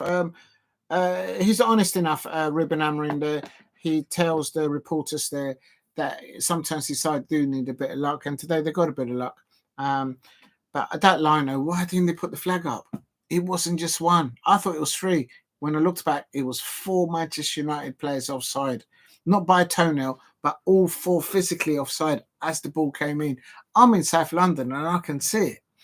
How can they not see it? The Lino's there is within 10, 15 yards of the play. And he could not put the flag up for offside. Absolutely shocking. Absolutely shocking officiating. And Ruben Amorim is saying that with VAR, that second goal would have been offside. So even he admits that. And they got away with that one. We're just waiting for Ruud van Nistelrooij to see what he has to say on that second goal. That was clearly offside, but it was given to Manchester United. But I think overall, I think it was even Stevens in the end, the second half, as Ruben Amorim acknowledges there, that the Leicester City midfield and defenders, they started to tire and go a little bit tired towards the end of the match. And that's when Manchester United sort of came into their fold. But he also was acknowledgement of the vital performance of his Manchester United players in the first half, that he's looking for more intensive play. And I was calling for that as a neutral at half time. They're not doing enough off the ball. The opposition is not going to give you the ball, and we certainly didn't at Crystal Palace when we went to Old Trafford. We never gave the ball. We defended well, and we got 2 goals. And Manchester United at the moment off the ball, there is not enough intensity. When Leicester City players in the first half and even in the second half, when they had the ball, they had no one within 5 yards of them. It's not good enough, I suppose, from their perspective. But that's what happened. If you're new to the channel, please hit a like and subscribe at Diego C. Palace. It is still just waiting for Ruud van Nistelrooij's post-match interview, and then I'll knock it on the head because it's 3 hours of a watch along here. And if you're new to the channel, please subscribe at Diego C. Palace. And also, early on today, this morning, I did my very first morning football show from 10 o'clock onwards. Please go and watch it on playback if you can, and give it a like. Have a little watch, and if you have any comments, leave the comments underneath the channel, and I'll try and get back to you. If you're new to the channel, please subscribe at Diego C. Palace. I'm just going to put on here. Sorry, I'm going to mash up anything. I'm going to put the goal scorers in the description, and it ended.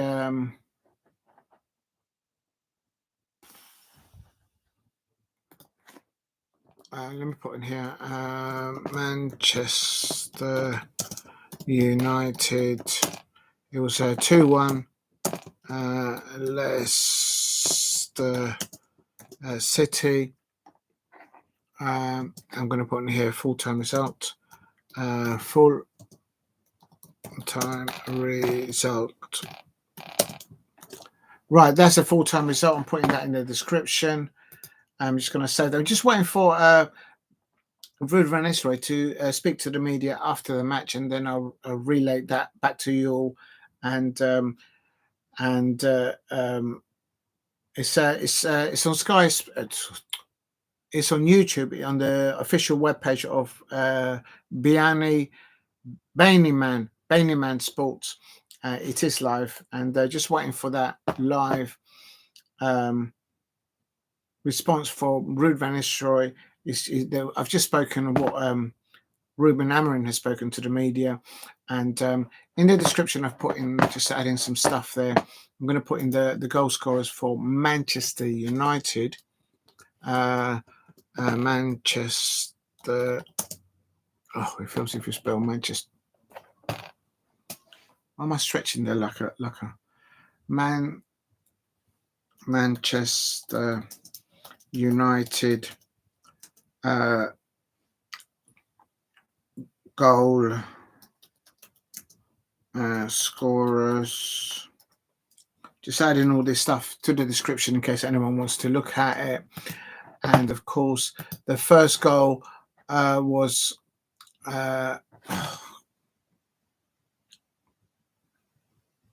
please hit a like and subscribe at Diallo Palace if you are new.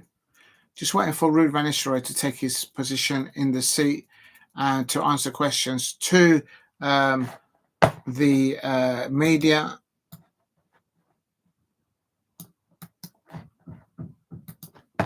Let's have a look and see what we get. Manchester United goal scorers. Let me just put that in there. That's Zirkzee, and that's a 60-minute goal. And also, it was Harry Maguire. Header. Of course, he used to play for Leicester City. We all know that he won the Premier League with them, with Claudio Ranieri. And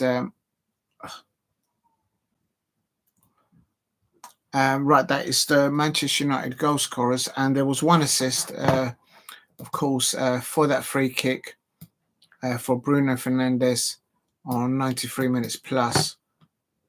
So I'll put on here Manchester United. Whoops, spell it right. United assist. And of course, that's Bruno Fernandes. Bruno Fernandes on 93 minutes. And there, I've added to the description if anyone wants to have a look. Please help me get to 10 likes if you can in the chat. And also, if you're new to the channel, please subscribe at Diallo Palace. Just waiting for Ruud van Nistelrooij there. And while they're going on, I'm going to quickly have a look at the rest of today's fixtures. And, oh, wait a minute, I've just seen something that I need to have a look at. Their attendance is 73,000.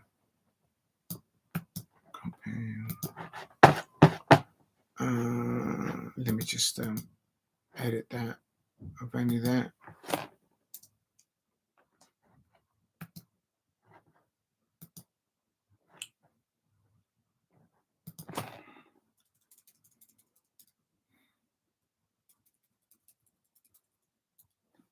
And the attendance was 73,000.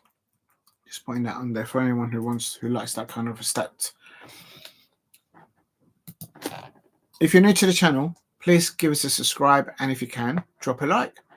Right, that's in the description. I'm going to go into whilst Ruud van Nistelrooij comes to the chair to answer questions from the media. Just want to confirm the other results. FA Cup, 4th round. Manchester United 2, Leicester City 1 in normal time. In the Scottish 5th round cup, Ayr United 0, Hibernian Hibs 1. And so they're through to the next round. Hibs, my prediction for that one was a 2-0 win for Hibs. So well done, Hibs, Hibernians there. And in the League One, Mansfield 0, Northampton Town 1. And there is an international that happened early hours today. It ended Jamaica 1, Trinidad and Tobago 0. And in the women's Scottish Premier League, it ended Dundee 0, Celtic women 8. Well done to them on that one. In the Spanish La Liga, it ended Rayo Vallecano 1, Real Valladolid 0. In the German Bundesliga, he ended Bayern Munich 3, Werder Bremen 0. Let's see if Michael Olise started there. It looks like Harry Kane scoring 2 penalties. Lisandro Sane there scoring 1 open goal there. And listen, Michael Olise started again. Well done, Michael Olise, starting there along Musala and Harry Kane up top. So Vincent Kompany there in the Bundesliga, winning with a clean sheet. And was that a cup competition? No, it's the Bundesliga. So if we go to the table, let's see where Bayern Munich are still top, play 21. They're on 54 points.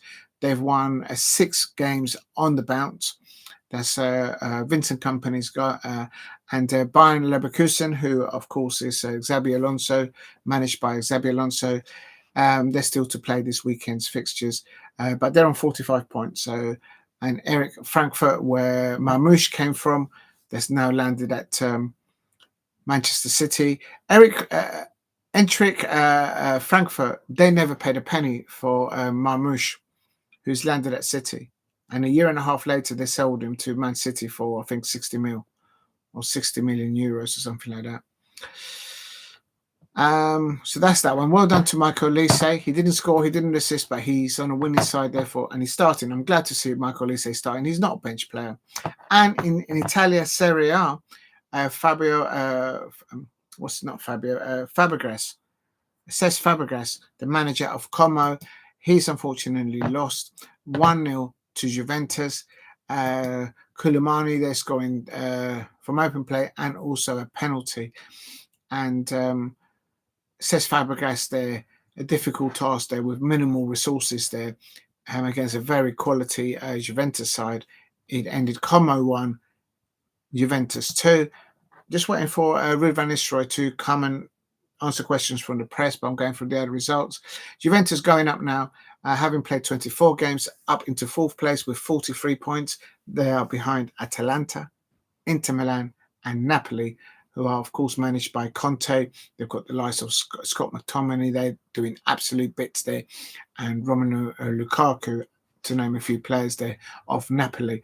All ex-Manchester United players. I do like to rub it in. But come on, someone's got to do it. In the French Liga, PSG has won 4-1 against Monaco. And 2-0 away win for Brest over Nantes. Let's see for PSG who scored. Vitania,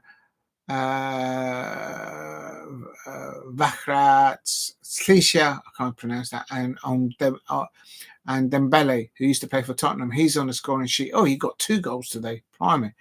Dembele getting 2 goals there. How Tottenham Hotspur could do with somebody like Dembele scoring 2 goals for them right now, I'll say no more.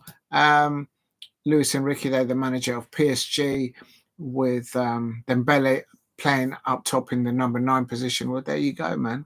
I'm sure Dembele used to play for, I might be wrong, but I think Dembele used to play for, oh, here we go. Here's Ruud van Nistelrooij. He is now going to take questions from the media.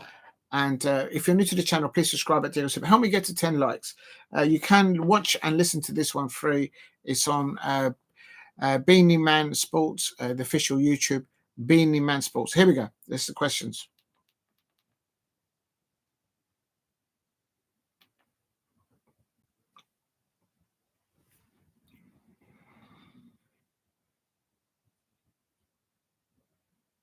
Ruud van Nistelrooij says that it's a hard one to take. When a mistake, it's a mistake from officials, he says. It's clear. It's not a matter of VAR. Millimeters. There was 4 players. Yeah, he's saying it wasn't millimeters. Ruud van Nistelrooij says that his team didn't deserve to lose that way. It's a mistake from officials because his players dominated the team, leading 1-0. How Harry Maguire said that his side dominated the play, I don't know.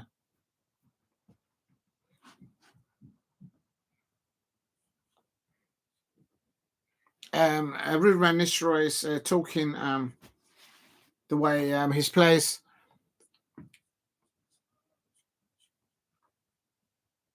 I was the captain for Leicester City. He's talking about, and he's talking of Bruno. Sorry, he's talking about Ndidi. He was leading really well there, but he came off injured, didn't he, at 15 minutes.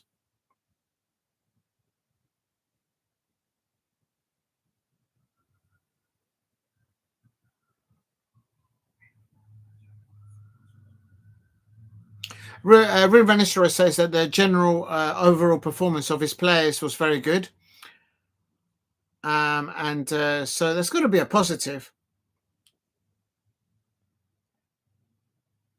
I think they did enough to get to penalties. Absolutely. I don't know if it's as good to say that they won it. They did enough to win it outright. Overall possession, yes, they were ahead of Manchester United over the two halves.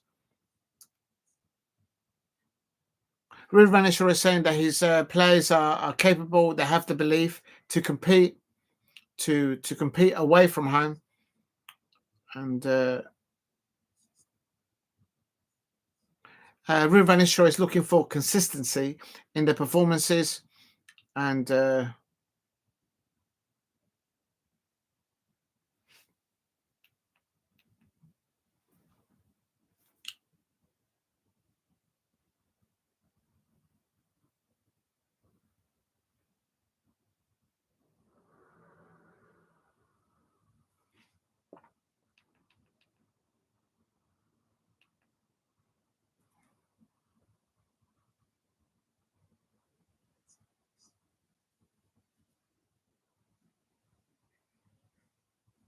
yeah, that's a waste of a question. Somebody's just talking to him, telling him about the FA Cup. So Ruud van Nistelrooij is saying, "Well, is that a question or not?" What a waste of a question. Ask him about what he feels about the youngsters. Ask him about what he feels about the established Leicester City players, how they play today. Let's hear about that. He's talking about the FA Cup, the glory of FA Cup. He's saying he doesn't understand the question. He's not going to talk about Manchester United back in the day, the glory of the FA Cup. He's the manager of Leicester City. Yeah, it would be disrespectful for Ruben Van Nistelrooij to talk about his history with Manchester United and FA Cup. This is not the time or the place to do so. What a stupid question by the person who's asking the question.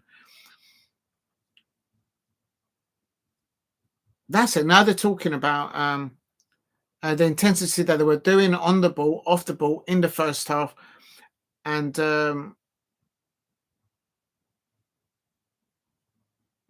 please keep hitting the likes and subscribe at DLC Palace. Just relaying the questions from given to Ruud van Nistelrooij after the match.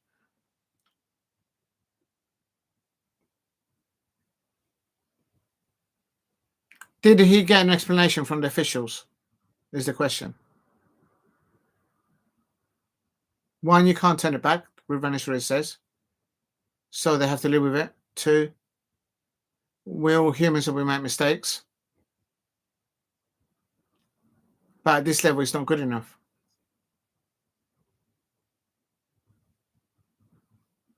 Yeah, you can't do anything about it now. It's a human mistake. Oh, that line, was. How can you not see 4 players offside?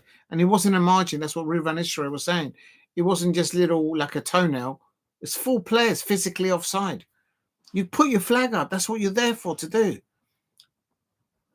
The FA decided on the VAR. Yeah.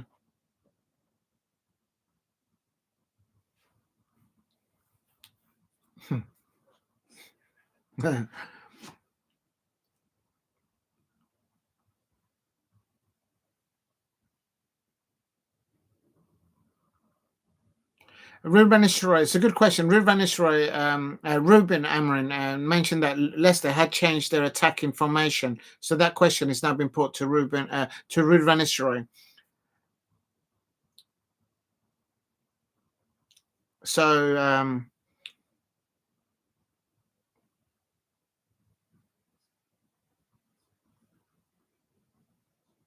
Ruben Nistelrooij says that he changed a few things in pressing play, slightly different. The way they pressed over the right-hand side and the left-hand side. I agree. The ball was forced over to the side to so Leicester City did change some things, and it worked because they went 1-0 up. Please hit a like and subscribe. Help me get to 10 likes if you can in the chat. And I think Ruben is a good coach, good manager, but he just needs better players.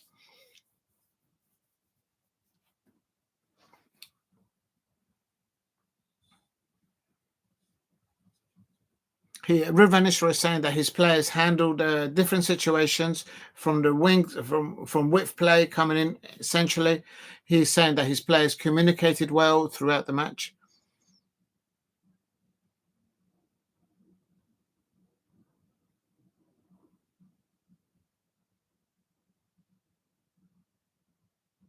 The questioner is saying that he's having to is he having to dampen the answering, and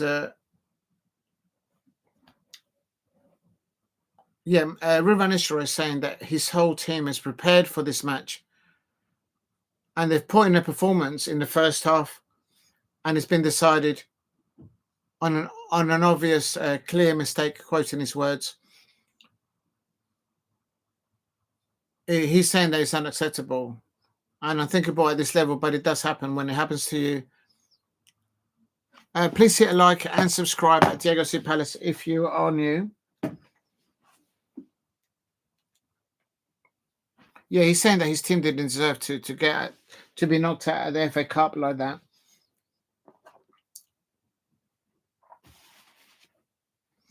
Please keep hitting the likes and subscribe at Diego C. Palace. Just one away. And when this one question finishes, questions to Ruud van Nistelrooij.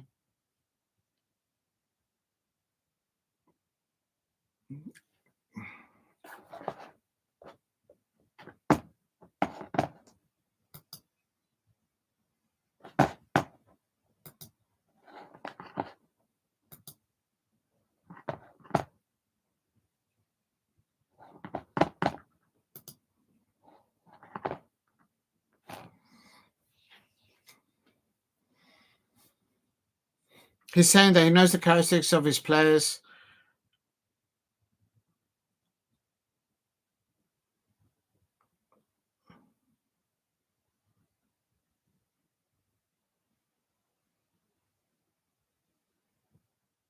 That's a good question. Despite of the performance and despite of the loss, how does this affect the ongoing of Leicester City going onwards? Do they feel better? That's the question to Ruud van Nistelrooij, and he's saying yes. And when players feel that they collectively at today, and at Spurs, he's saying that that's what you feel on the pitch as players,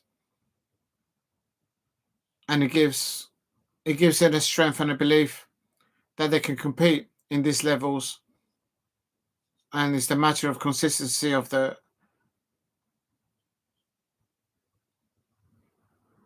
Yeah, he wants consistency in the performances from his players, and he's saying that his team show that they can step up.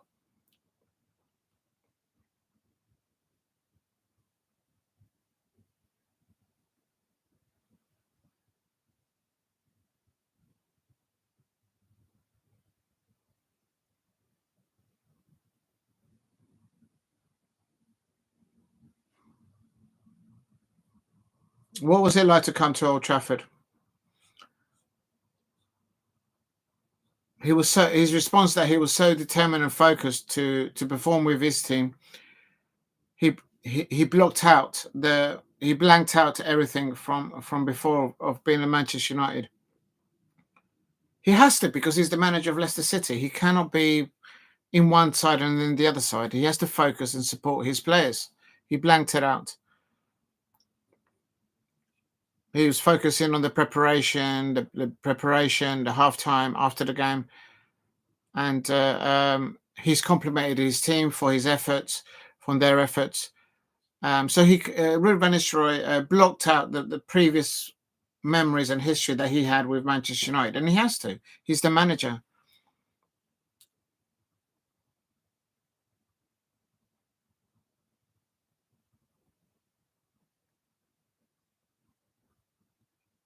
He says that he was welcomed by Manchester United. It's a privilege for him.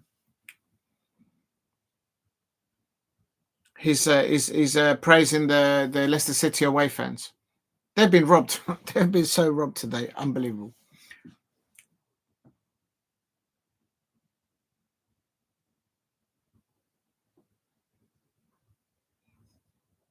They asked him if he's going to take a moment to take in Manchester United, and he goes, "No, it's enough. I'm going home." And he gets up and he leaves.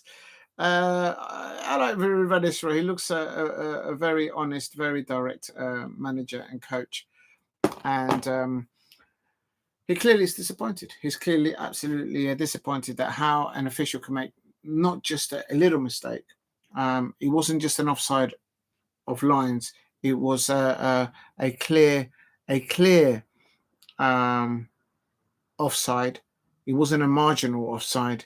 It was 4 physical players offside, and he's saying that it's not good enough. If you're new to the channel, please subscribe at Diego C Palace if you are new, and I am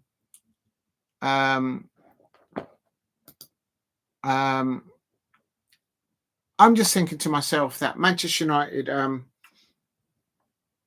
over the 90 minutes, they did enough to get to a penalty shootout, but they didn't do enough to win that game. And Leicester City, over the 90 minutes, they did enough to definitely get to the penalty shootout, but could have edged it to win it on possession, on intensity of the ball, on the ball against Manchester United. But I have to say, it is absolutely alarming that the line note, and I've actually put them in the chat. So the line note, they got it wrong.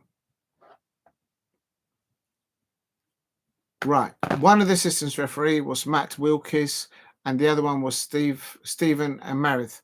So one of those two was running the line, and one of those didn't raise the flag. And I just don't get it. I just don't get it. I don't understand it, because for me, Manchester United, if Manchester United, you know what? If you've gone to penalties, I mean, penalties is penalties, but I think on penalties, I think the Manchester United players might have had the most experience. So, but then penalties is penalties. Anything can happen. If you're new to the channel, please subscribe at Diego C Palace if you are new. And it's that match is not going to be remembered by the debut for Patrick Dorgu for Manchester United. I think he did a very good half for Manchester United. It's not going to be remembered for Garnacho's impact that he had when he came on as a substitute for Manchester United. It's not going to be remembered for Ndidi's effort as the captain for Leicester City in the first half and getting his side 1-0 up at half-time. It's not going to be remembered for the fact that Jordan Ayew had an attempt on goal on the first 6 minutes on Onana's goal, and it took 41 minutes for Manchester United on the right-hand side to get behind the Leicester right back and cross the ball in and attack the Leicester City goal. It took 41 minutes. The match is not going to be remembered for that. The match is going to be remembered for Delino, the assistant referees. He's human, I'm sure he's human. We're all human. We all make mistakes. But as Ruben mentioned in that press conference post-match, it wasn't a marginal offside. Not his words. These are my words now. There were, I thought it was 3, but it was actually 4. 4 Manchester United players were physically offside, not by a toenail, but both feet offside. 4 Manchester United players were offside when Bruno Fernandes began to kick that ball from that free kick across into the penalty area. 4 physical bodies. And if you look at the replay, if you look at the lino, he was perfectly in line with the Leicester City back 4, with the defenders. So all he had to do is listen out to the football, because that's what they do, and look where the players are. And even if he didn't hear the ball being booted across, he should have heard, he should have seen that before the ball came over, there was 4 physical players offside, and it didn't lift the flag pole, the flag for the offside. Ruben Nistelrooij is correct. At this level, that shouldn't happen. But the positive side for Leicester City is that Ruben Nistelrooij emphasised that his players not meant. He didn't use the word mental state, but his players' form, if you like, of pressing off the ball, on the ball, will give them resolve, because that they did play very well. Certainly in the first half, that they were leading 1-0. After the match, Harry Maguire was interviewed, and he says, "Oh, we did control the match at times." No, he didn't. Well, not the match that I watched. Oh, do me a favour. But he scored the winning goal. And of course, he knows Leicester City well, of course, because he won the Premier League with them under Claudio Ranieri. If you're new to the channel, please subscribe at Diego. It's just a suit to warms. A player that used to play for Leicester City scores the winning goal against you. That was clearly offside. I mean, it just is added extra salt to the wound. And for the Leicester City away fans, they were acknowledged by Ruud van Nistelrooij afterwards in the post-match interview. And I tell you, I've been away fans at Old Trafford, and when you go there for an 8 p.m. kickoff, if you're coming back on the coach, you ain't going back to East Anglia, to Leicester City, with the traffic on an evening kickoff, unless the police escort the coaches out to one of the motorways. The Leicester City fans, away coaches, they're not getting back to Leicester City, to the King Power Stadium back there, until 3:30, 4 o'clock in the morning. Oh man! The positives are, if they can keep that consistency of performance, I think what the manager of Ruben Nistelrooij would have said to his players was very clearly, we cannot control what the officials do and what they don't do. We can only control what we can do in training and on match day. And on match day today, the Leicester City players deserved a chance to have a penalty shootout against Manchester United, or perhaps even more, to win in the normal time. But quite frankly, shocking officiating, and they need to do more investment. They need to work with the players and get that over the line, because it's a shocking. The game is going to be remembered. It's going to be remembered. It's going to be remembered for that dreadful decision by the referee, and the lino. That was offside. It shouldn't have been a second goal. End of. And I'm looking at Manchester United fans out there responding to that win, and they're saying, "Whoa, we got away with that one." Oh my God, but they are still the cup holders. It is what it is. If you're new to the channel, please subscribe at Diego C Palace if you are new. Also, I want to thank everyone who's been participating in the chat, and also I did this morning in the early hours a live football morning show. I may do another one tomorrow morning. I don't know, because tomorrow there's a lot of football on. Actually, let's quickly go into that. It's 11 o'clock, so I'm going to round it off now. I don't expect anyone to be out there. Scores and fixtures. Let's have a quick look. For tomorrow, Saturday, the two kickoffs at 12:15. Leeds United versus Millwall. Leeds United fans, please beat Millwall. Come on. And Leyton Orient versus Manchester City. That's a 12:15 kickoff. So, and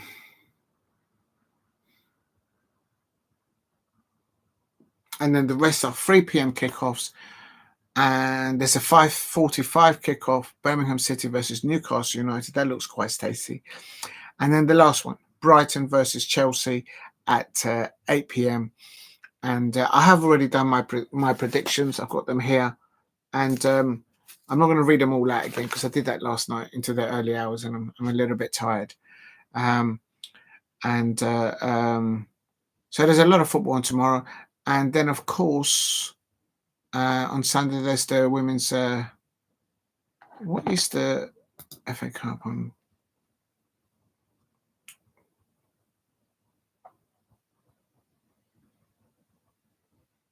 I'll see how it goes. Right. I want to thank everyone in the chat. I'm going to go from the top all the way down. Big up to Steve RFC in the chat. A massive thank you also to Steve RFC, and also a massive thank you to Shay Arsenal, whom I pinned their comment at the top, where Shay Arsenal said earlier on, remember to hit the like button and subscribe if you're new here. Thank you very much, Shay Arsenal, for dropping that in. Whomever you are, I don't think you understand how much that means to me. So thank you very much for doing that. In the chat, big up thank you to Steve RFC. Big up to STE.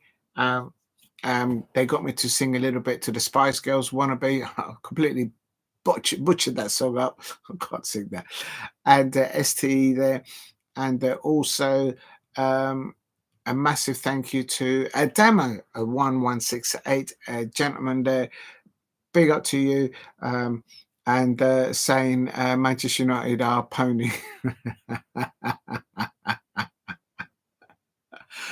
Big up to Damo1168. And I don't know anybody else who dropped in there. I think that's it. Right. I'm going to call it a night. This is Diego C. Palace. Please go and check out my very first morning football show that I did this morning. If you want to check it out, check it out and drop a like there if you can. And also drop a like in today's watch along. Everyone in the chat, anyone watching on playback, anyone still watching, thank you very much for watching tonight. Thank you for dropping a like, and thank you for subscribing if you've already done so. Have a pleasant evening in this. It's really bad weather out there, so stay safe out there, and hope to catch you tomorrow morning. Please leave the notification bell on at Diego C. Palace. Hit like, subscribe, and good night, and take care. Thank you very much for all your contributions today. It's much appreciated. Good night.